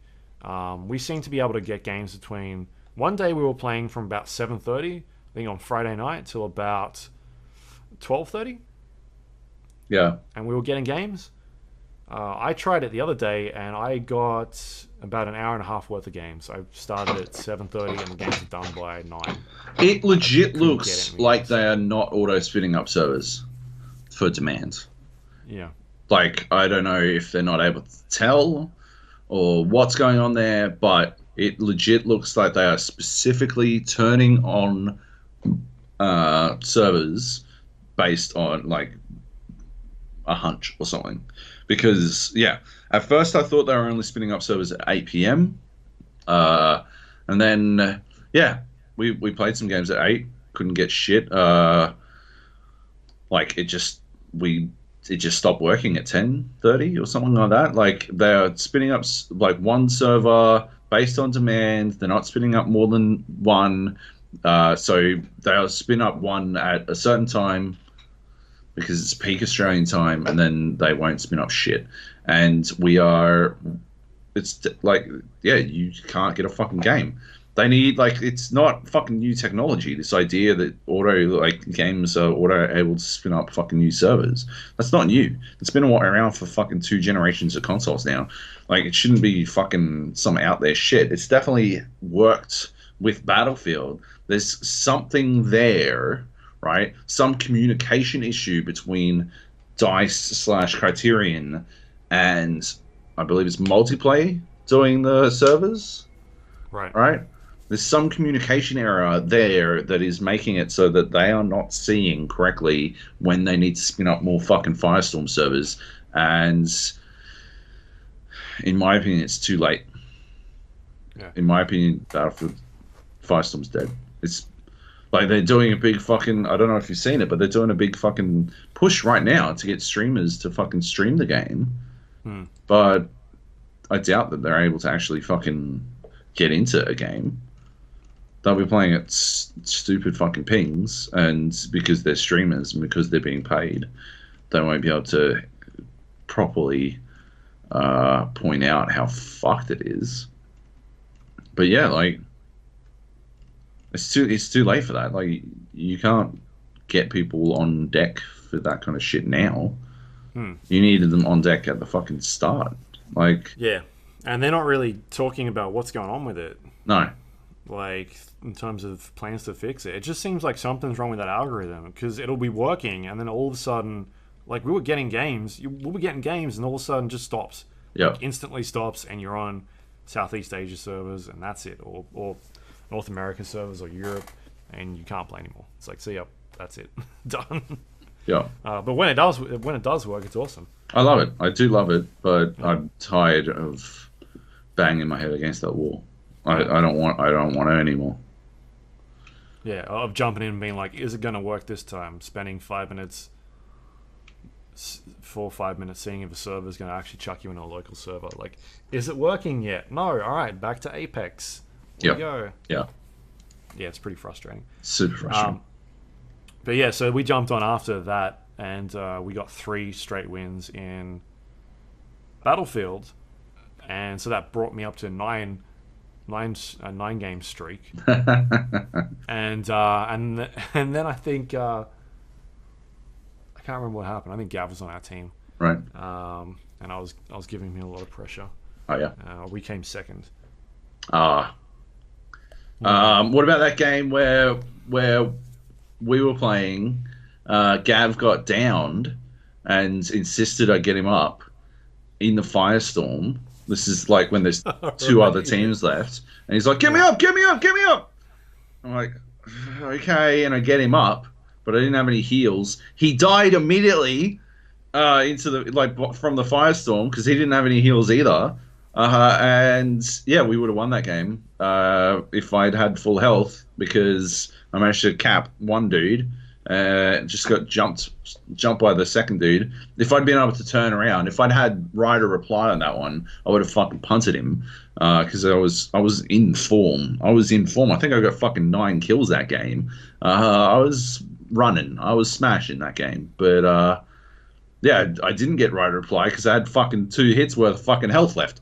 And I died instantly, and we lost, and it was all Kevin's fault. I guess it was a little bit my fault for trying to help. Your fault for trying to help. Yeah. I should have just let him die. Because I picked him up, and I was like, "Nope, he's dead," and I ran away. Yeah. And then you went back and got him. Because he was yelling at us. I don't like to be yelled at, Luke. Well, look who's talking. Yeah, I think there's still work to be done on the death box. Like, it's spewing out shit. It's still a pain in the ass to find anything. Stuff still gets stuck on top of each other, or stuck in the environment, or rolls down a hill because there's physics everywhere. Yeah. Yeah, it's definitely goofy. Yeah. But otherwise, like, because when I wrote to that community manager about these changes, it took him a couple of days to get back, so I don't know if he was waiting for a response or if a bunch of people liked my post and then he saw it again. Yeah. I was like, oh, maybe I should say something. But, like, they are not really addressing this issue at all. I think I would rather them, what we've talked about, I would rather them just lock it so that we can only play on local servers. I don't want to play on Southeast Asian servers or North American servers at 300 ping. It's unplayable. Yeah. And I would rather the queue time be lowered so it spins up a server with less people in it. And then people can just wait like 3 or 4 minutes for a server to fill up. I think they'll be happy with that. They'll be fine. Yeah. Like 100%. Like, spin up guaranteed servers. I don't care if I have to sit in the lobby for fucking 4 minutes. I don't give a fuck. Spin up guaranteed servers, right? Go out there and tell people you've fixed your fucking game. Don't just not a fucking tweet from a random community manager nobody fucking follows, but like a concerted effort, plaster it on the fucking front page of fucking Battlefield. Like, go out there, let everyone know Battlefield Firestorm is fixed in Australia, and we won't even have to wait 4 fucking minutes for a game. People want to play Firestorm. Like, it is good, right? It's derivative. Who gives a fuck? It is good. Like, Jesus Christ, just let me play this fucking game. Yeah. God damn it. And I feel like the whole matchmaking thing doesn't work properly because we'll jump in with a squad of 4 and it'll search for a match, like it's going like searching, matchmaking, blah blah blah, and 10 seconds later we'll get chucked into a server that's somewhere else in the world. Like, for them to come out and say, oh, it's checking to see if there's enough people in that region that's playing, it's like, you've checked for 10 seconds. That's not like, that's not anywhere near enough time. You have not given it anywhere near enough time, yeah. There's no way you could have worked this out yet. No. Yeah. It's busted, and they don't seem to be prioritizing that at all. No. So that's crap. Did see some more data mining coming out from Reddit.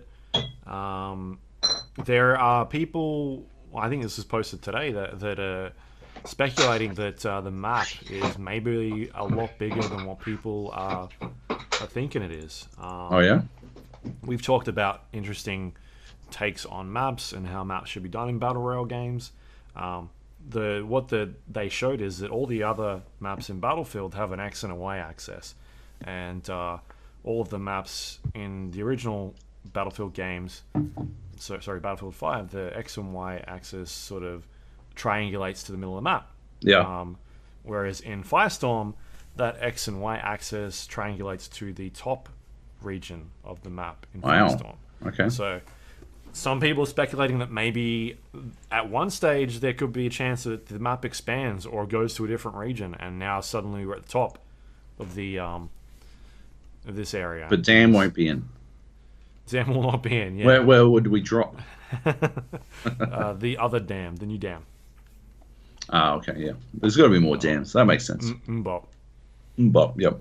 Yeah. That didn't work out for us. So that's an interesting theory that's going around that I saw today. Or it could be just they fucked something up and that X and Y axis is just off because Criterion made it. So who knows? A lot of people still speculating about are there big Easter eggs in the game, that mode? Because there have been developers saying that, you know, that map there's more to it than what people can first, think about. There's those weird devices that are spread out throughout the map, and you got that ring of fire that's around them. So there's a bit of storytelling that's going on around there. Whether or not they will do something at some stage. There's that whole there are maps throughout the world that people can find, and whether or not that ties to anything. So everybody's trying to find an Easter egg in this giant map and see if they can trigger it. Because there's stuff in that world that you can go and interact with, and for instance, like the giant horn near the beach that you can go and blow. The what? There's a giant tower with a horn on top of it, like a boat horn. No. Surely you've heard it. No. Oh, okay. There's a device you can go and interact with, blows a horn. All right. Okay. Yeah. Cool. Giant foghorn. Anyway, so yeah, there's obviously some secrets or something more to that map that we'll find out about, but they got to sort out their server issues first for all those regions that are having a lot of problems. Yeah. Cool. And I think that's it. That's it? That's it? Yeah. Should we do some news? Let's do the news. Let's talk about the Star Wars Jedi Fallen Order. Yep. First up, this was finally, we saw some stuff about it. It was obviously revealed last E3 when Vince Zampella talked about it at the EA showcase. What, for fucking 3 seconds? Yeah. Yep. A couple of days before, we got a logo. And then finally at Star Wars Celebration, they showed off some game engine footage. Game engine footage. Yeah, not game footage. It's not actually in game. No. Sorry, it's not gameplay. It's just cutscenes, basically. Yeah. Yeah. Sure looks like Star Wars. Sure looks like fucking Force Unleashed is what it looks like. Yeah. It's very, Star Warsy, I guess. You play, I guess we sort of already knew a lot of this. We talked about it last week. We didn't get a lot of information we didn't already have. It's set after the, actions that were Order 66 after all those little Jedis got killed. You play a, little Jedi kid who lived, and you gotta put some shit together. You gotta, I guess, stay under the radar, and then you fail to stay under the radar at some point. And yeah, that's about it. The game goes from there. Apparently it's got, what was it, like Zelda overtones or some shit? Was that what it was? Like Metroidvania stuff? Was that what I was reading? Yeah, that's sort of what they're alluding to. Yeah, so I'm not sure how that's going to work, to be honest. Like, how do you have a... I don't know, like, do you unlock a new force power or something? Is that maybe? Read some ancient texts, and that's how you learn about some new force powers, I guess. Yeah. Yeah, I don't know. That's the one. It's a bit weird. Yeah, so no gameplay. They just showed off some trailers. There was some interviews and stuff going on afterwards, which talked about sort of the gameplay and the combat system. But it sounds like we're going to see some gameplay at around E3. Yeah. I'm It's on cautious. Unreal Engine. We know that much. Yeah. Right? Yeah, they're not using Frostbite.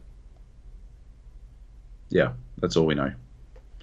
Draws combat inspiration from Metroid and Zelda Wind Waker. Maybe it's not actual game inspiration. Maybe it's just combat. I don't know, because you'd have to have an open world, right, for it to be a Metroidvania. Yeah, that's what I've read, that it's open world-ish. Mm. Or at least like hub-based type stuff. Yeah, I guess we'll find out. So it's coming out this year. Oh, that was the other thing people were saying. Souls-esque, right? People were saying it was Souls-esque, but I've been reading it, and I think that might be. I think it's going to be more Batman-ish. Yeah, you need to know when you're up against a heavy guy, as opposed to, yeah. I'd play the fuck out of a Star Wars Souls game. I think that would be fucking amazing, but like, yeah, I don't think that's what we're getting. I don't think that would cater well to what Disney wants from the Star Wars franchise. Sure. Yeah. And also that they've talked about there's no microtransactions, there's no loot boxes. Like, that's not a good thing. You should be... It's like, this is the official EA account that's going out and saying all this shit. They've gotten to a point where they're saying these things in like a goodwill. Like, oh, guess what, guys? We haven't put any of this stuff in there. Yeah. Give us a pat on the back. Yeah. It's a bit... it's a bit telling where like things have gone. It's definitely speaks volumes to the mood around their games at the moment. Yeah.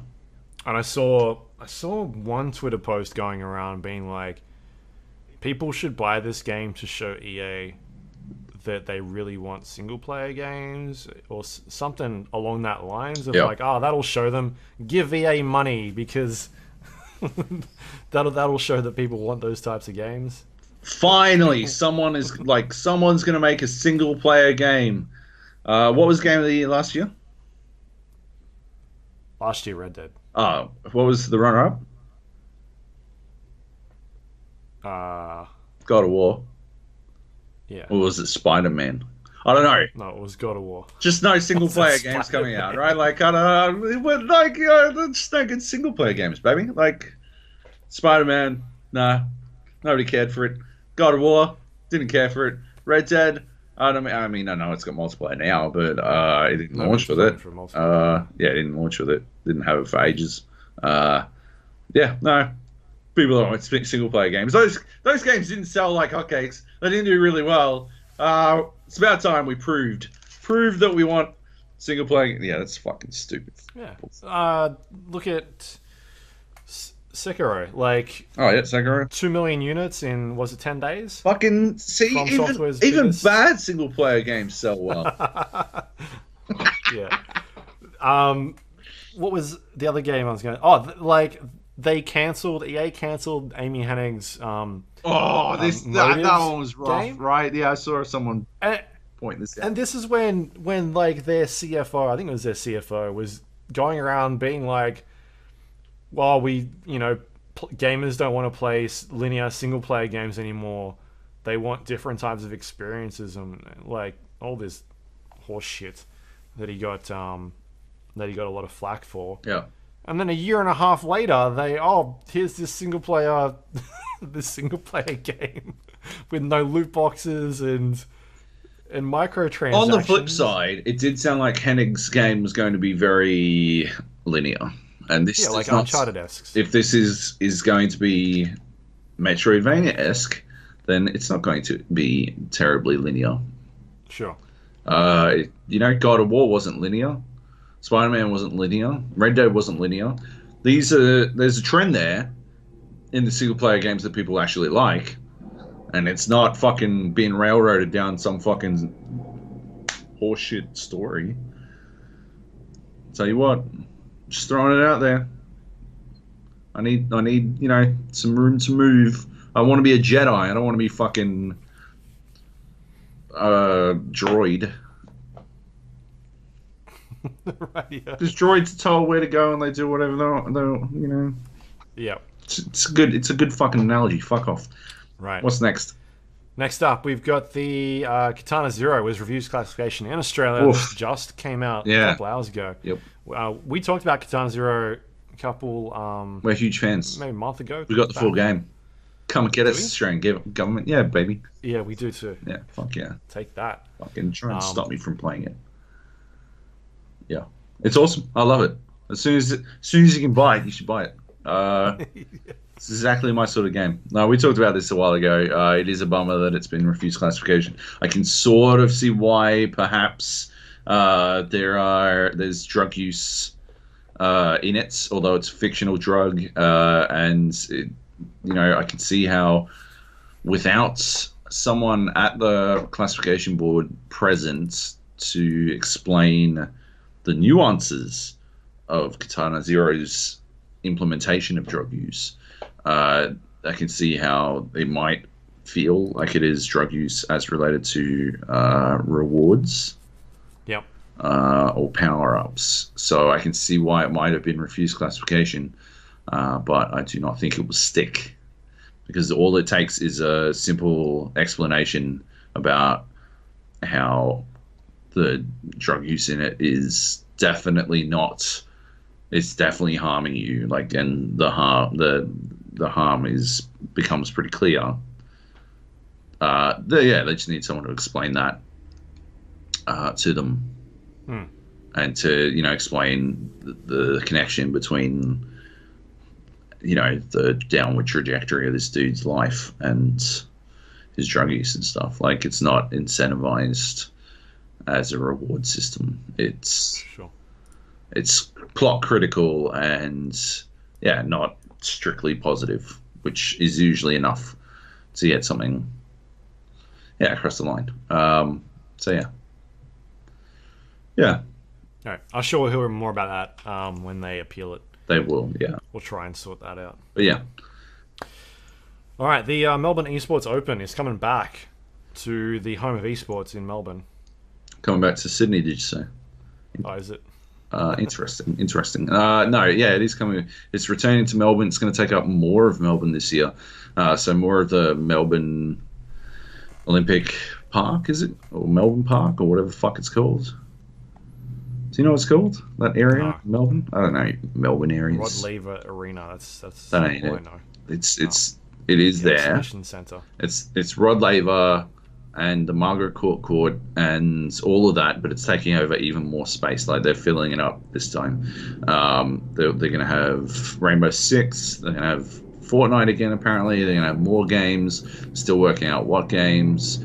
And yeah, it should be a pretty big event. So I'm excited. I mean, I liked it last year. I thought it was fun.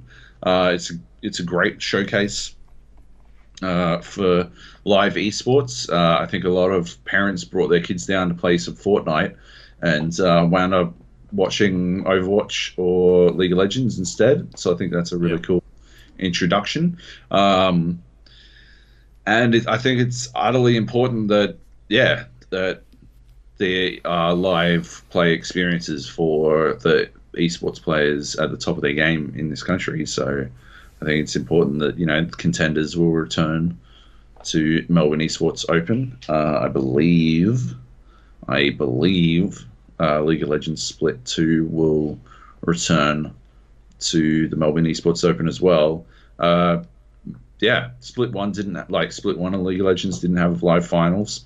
And they're not going to have Rift Rivals. Mm-hmm. Like, opportunities for these players to get valuable experience are fewer and far between.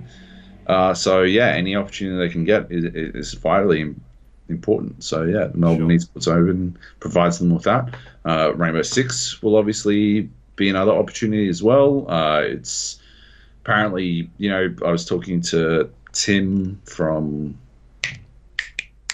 Tag Live, talking to him about their moves, and apparently organizers are starting to change when things are on, when competitions are on, so that they can line up with the Melbourne Esports Open, stuff like that. I think that's a fantastic move.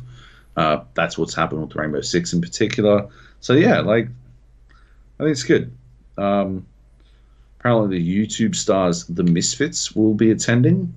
Who are the Misfits? I have no idea. Yeah, I don't know either. I don't know why that was in the press release. I've got no idea who they are. YouTube stars. You'll be able to take part in signing sessions with them. So that's pretty cool. Yeah. It's taking over more of the Olympic Park. So spreading out from Rod Laver. And from... what was it? Saturday the 31st to the 1st of September. Yep. It's good stuff. Cool. Exciting. Yeah, it is. All right. Next up, we've got one of the worst kept secrets that Xbox has had in a while. The One X discless console has finally been announced. Yeah. Won't be coming to Australia, at least, at launch. One of the regions that won't be getting it. I think it's going for $249 USD at the moment, and it'll have a 1 terabyte hard drive and comes with 3 games, which include Minecraft, Forza Horizon 3, and Sea of Thieves. Pretty good games. There's not much to say about this. We've known about it for ages. If you want a discless... To be honest, my Xbox One X, its best feature is the Blu-ray player, so like the HD Blu-ray player. That's what I use it for the most, because Xbox Play Anywhere has rendered it almost obsolete as a console, because my computer is way better and everything's better on computer. But there are some good games, and if it is a cheap way to get into that world, I mean, it'd still function as a really good set-top box type thing. It'd be if you don't have a smart TV, it'd be a fantastic way to get Plex onto your TV when Plex wants to work. It's been dicking up on me lately for some fucking reason. So that's an option. Like, it definitely provides that. Yeah, obviously there's some games that you'll be able to play as well. But I don't think they should get rid of the disc. I just don't think it's the right move, because it becomes less a all-in-one media center type thing, and that was the pitch for the Xbox One originally, was Yeah. the one device you need in your lounge room, and it's definitely not that anymore. So Yeah. yeah, I don't get the. Yeah, man. I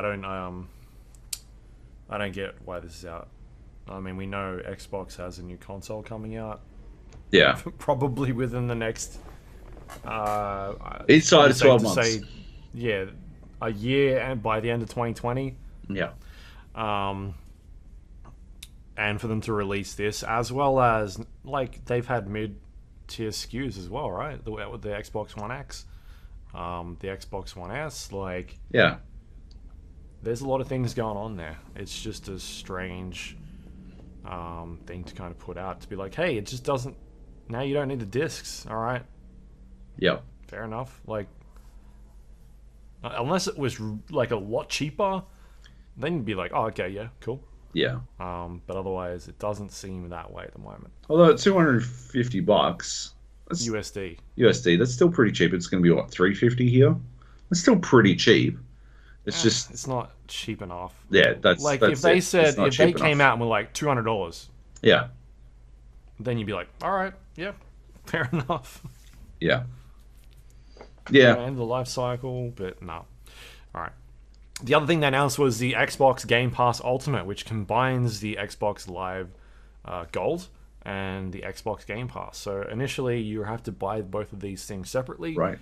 and they would be priced at around $10 to $11 in Australia, at least. Sure. And so that combined for about $22.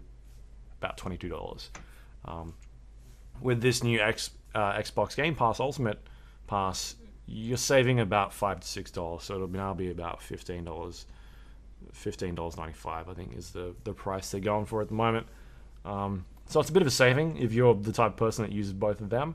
They seem to be adding a lot more games into the Game Pass stuff. I think Splinter Cell is one of the newer ones that have been chucked in there recently, or they've announced that they're going in.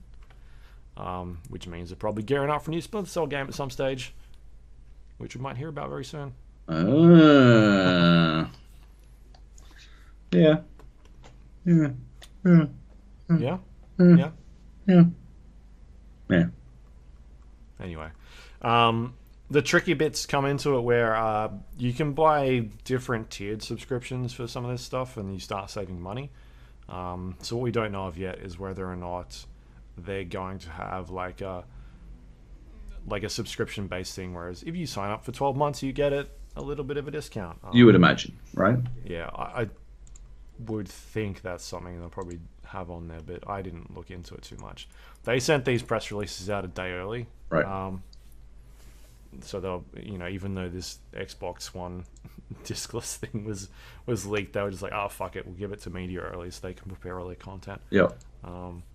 So yeah, I didn't really look into it too much, but yeah, it seems like good change. Like a bit cheaper for people that sort of want to buy this stuff, because at the end of the day, like, you probably want to have both those things anyway if the type of person that's gonna get the Ultimate Gamer Pass. What? Like if you're getting the Gamer Pass, you're probably going to have Xbox Live as well.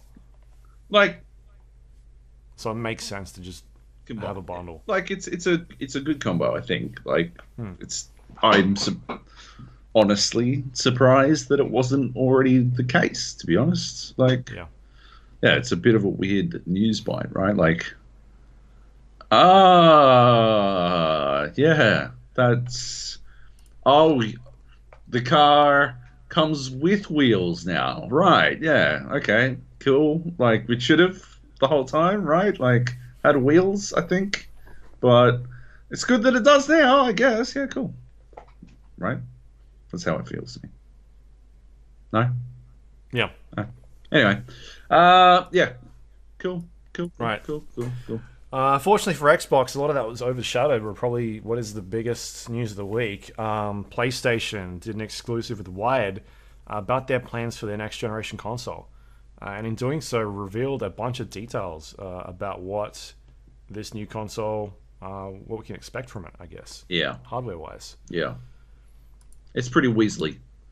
If you haven't So read the Wired piece, it's kind of fluffy, in my opinion.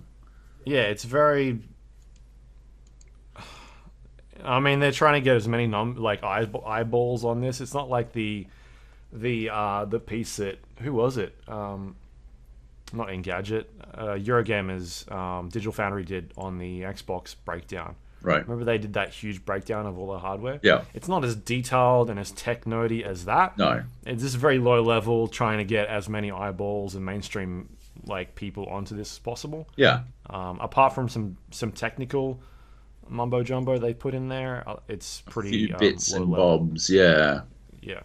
It's pretty high level, flowery, designed for business mags type thing. It's not going too deep into anything.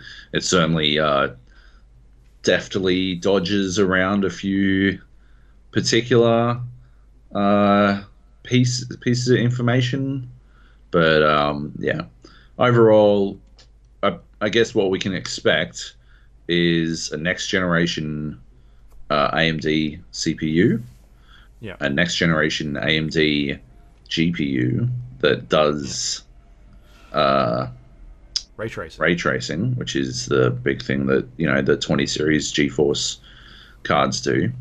Yep. Some sort of 3D audio specific hardware. Yeah, that was something they were saying or Mark Cerny, who's the lead architect on it. He was also the lead architect on the PlayStation 4. But he was talking about in that interview how they think that's going to be a pretty significant upgrade because we haven't seen any audio upgrades for a while in console hardware. Which I think is fair if you're only looking at PlayStation, but Xbox One X did DTS, right? Or DDS? It did Dolby something. Yeah, I mean, there's Atmos stuff on there, but the way that works is you've got to buy the Atmos subscription through Dolby and then have that running. Oh, I remember, it's not compatible with all games because I've got one of those headsets. Yeah. So whether or not they're going with something different, that'd be cool, but it depends on. I mean, they said it's a custom chip, right, from AMD. So then I don't see them going you've got to buy a subscription to have the better audio now. That just seems silly. For me, but then are you going to have headsets that are compatible with it? That's the thing. Yeah, but I mean, they'll sell them. They've always liked to sell their PlayStation branded headsets and stuff. Wouldn't talk about VR. No, they did. Won't go into the details on VR strategy today, beyond saying that VR is very important to us. The current PSVR headset is compatible with the new console. Yep. That's all they said.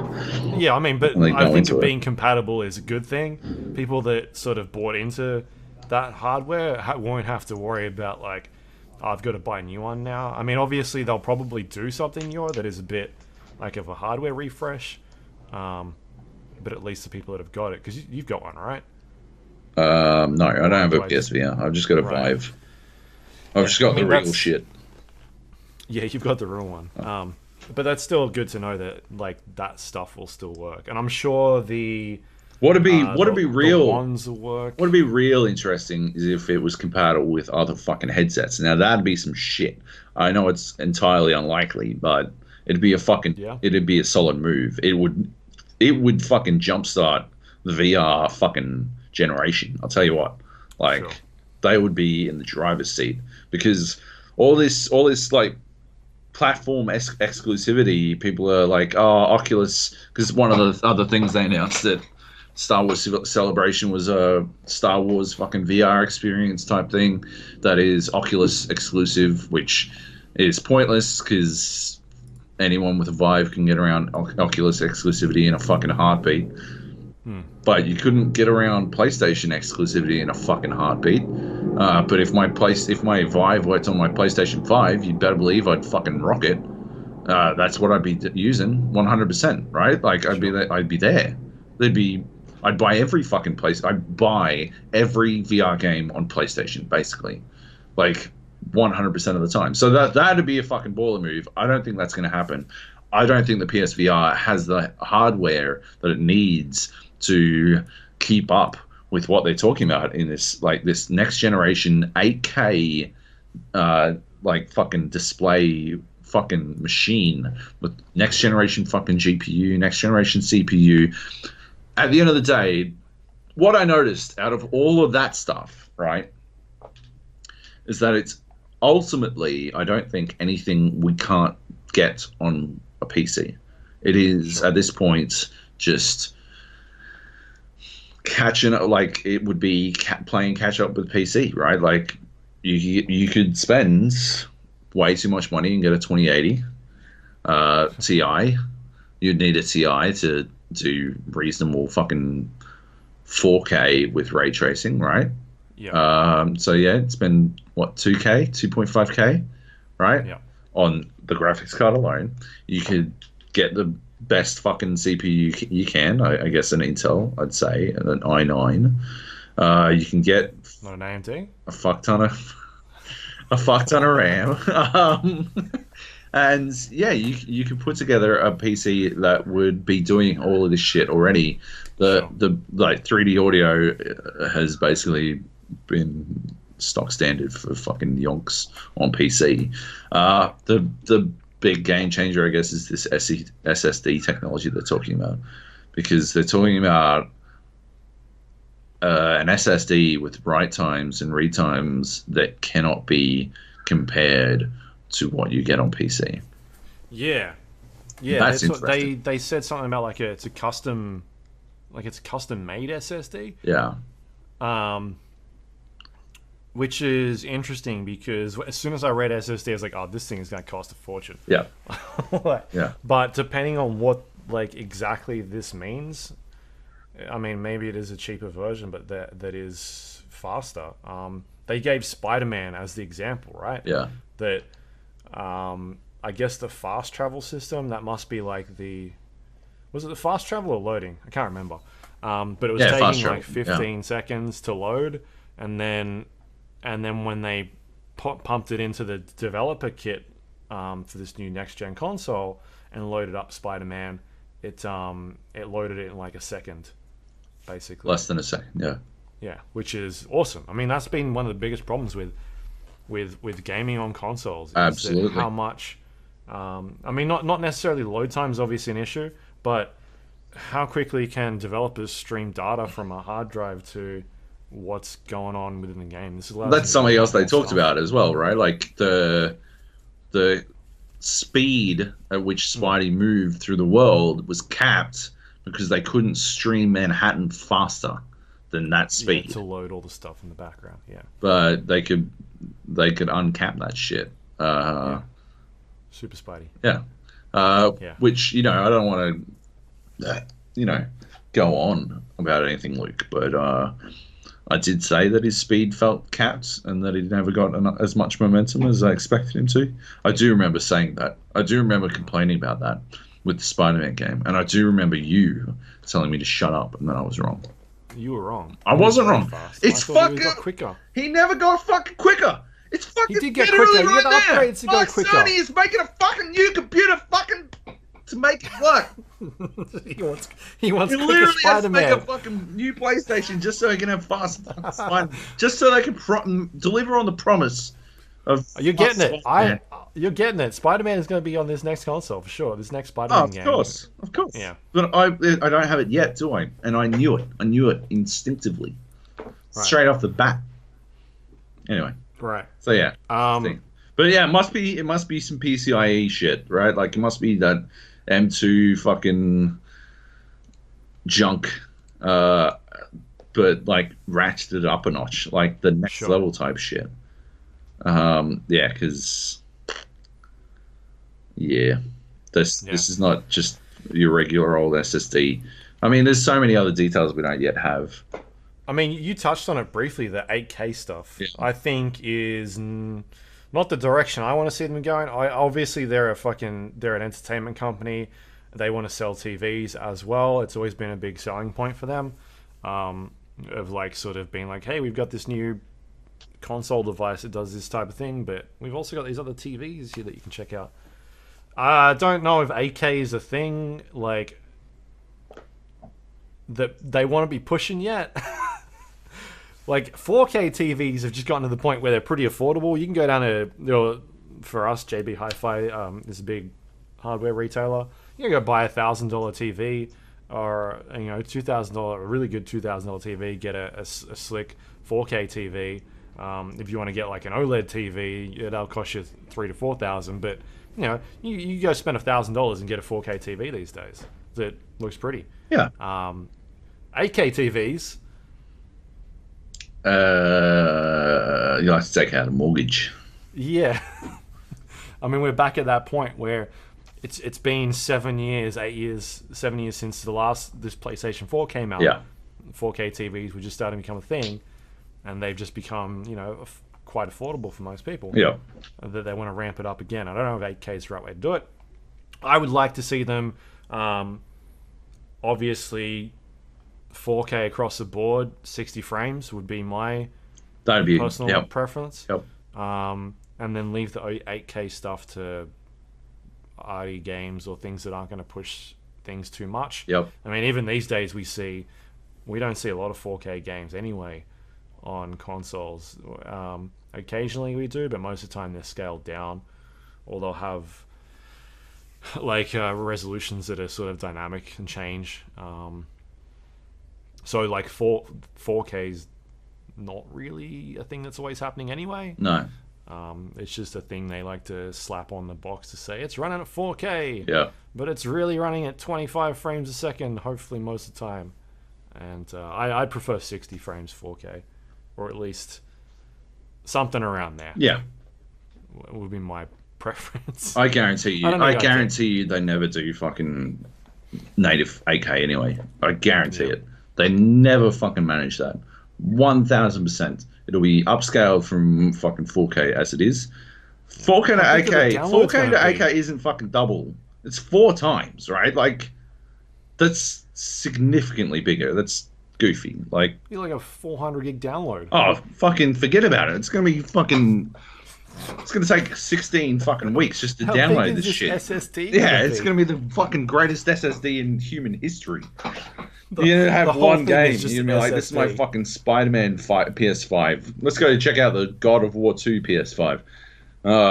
Because there's no way you're gonna have to like straight up delete shit just to fit another game in. Oh, the DLC came out. I'm gonna have to plug in a fucking USB stick or something. I don't know.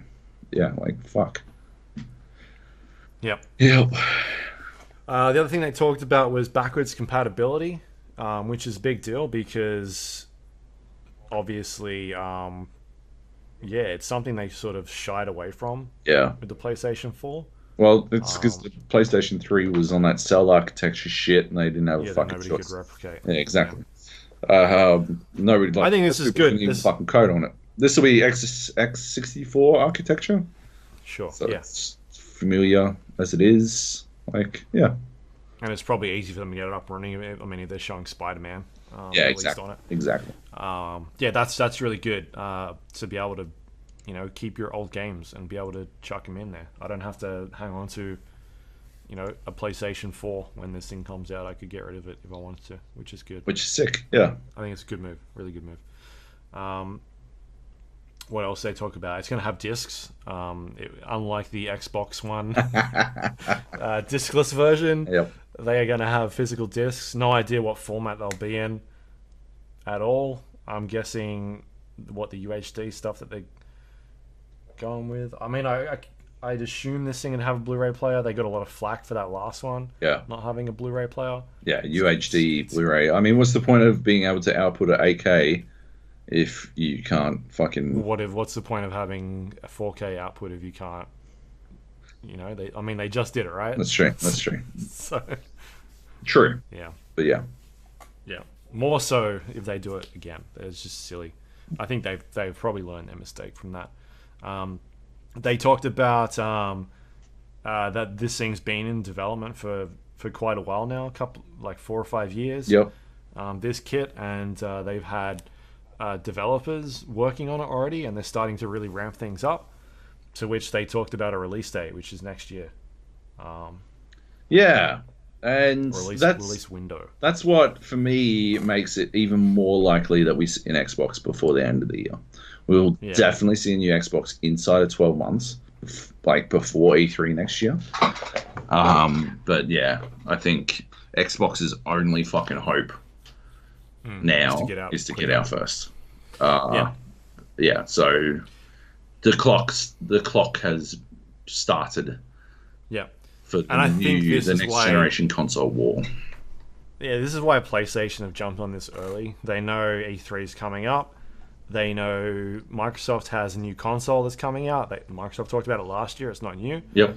Microsoft is going to want to be talking about that console at this E3, and they're probably going to start talking about it within the next probably month to start getting word out there. Because generally they like to talk about... Like, they don't want to spend the whole E3 talking about this new console, right? They want to show video games. Yeah. So, if you remember the Xbox One, when it first announced, they didn't show that off at E3. They did their own thing before. True. So they could get all the hardware details out beforehand. Yep. They talked about how it was this giant entertainment system. It didn't go well for them. I think they'll do a lot better this year. They'll have some sort of event before E3. They'll talk about all the hardware plans for it. We'll get to E3. And then they'll show the games, or at least fingers crossed they show the games. Yeah, that's the way I hope it goes down. Yeah, because I feel like these press conferences have changed a lot. You know, back in the day, 10 years, 15 years ago, you'd go to E3 and it would be about fucking sales numbers and not like stats and shit like that. And yeah, I feel like Xbox in particular got to a really good point the last couple of years where they just like get back to back game. Yeah, they just show. A lot of their games, including like PlayStation's done it really well as well. They'll just back-to-back games. Really don't focus on hardware too much anymore. So hopefully we get to see that soon. And so I think this is PlayStation trying to get a leg up on Xbox. I mean, like, hey, we've got something coming out too. It's probably not going to be before you guys, because could you imagine Xbox coming out and being like, hey, we've got a new console coming out. It's coming out this year, the end of this year, or early next year. And then Sony coming out and being like, ours is coming out as well, but it's longer than that. So this is them trying to get out first and be like, we've got something coming. Yeah. Here's an idea. Here's some specs. Here's things you can look forward to. And it's a good way of sort of shifting that that focus away from later on. So yeah, I think it's a good move by them to announce this now, because I think we'll hear something from Xbox very soon before E3. Yeah. All right. Cool.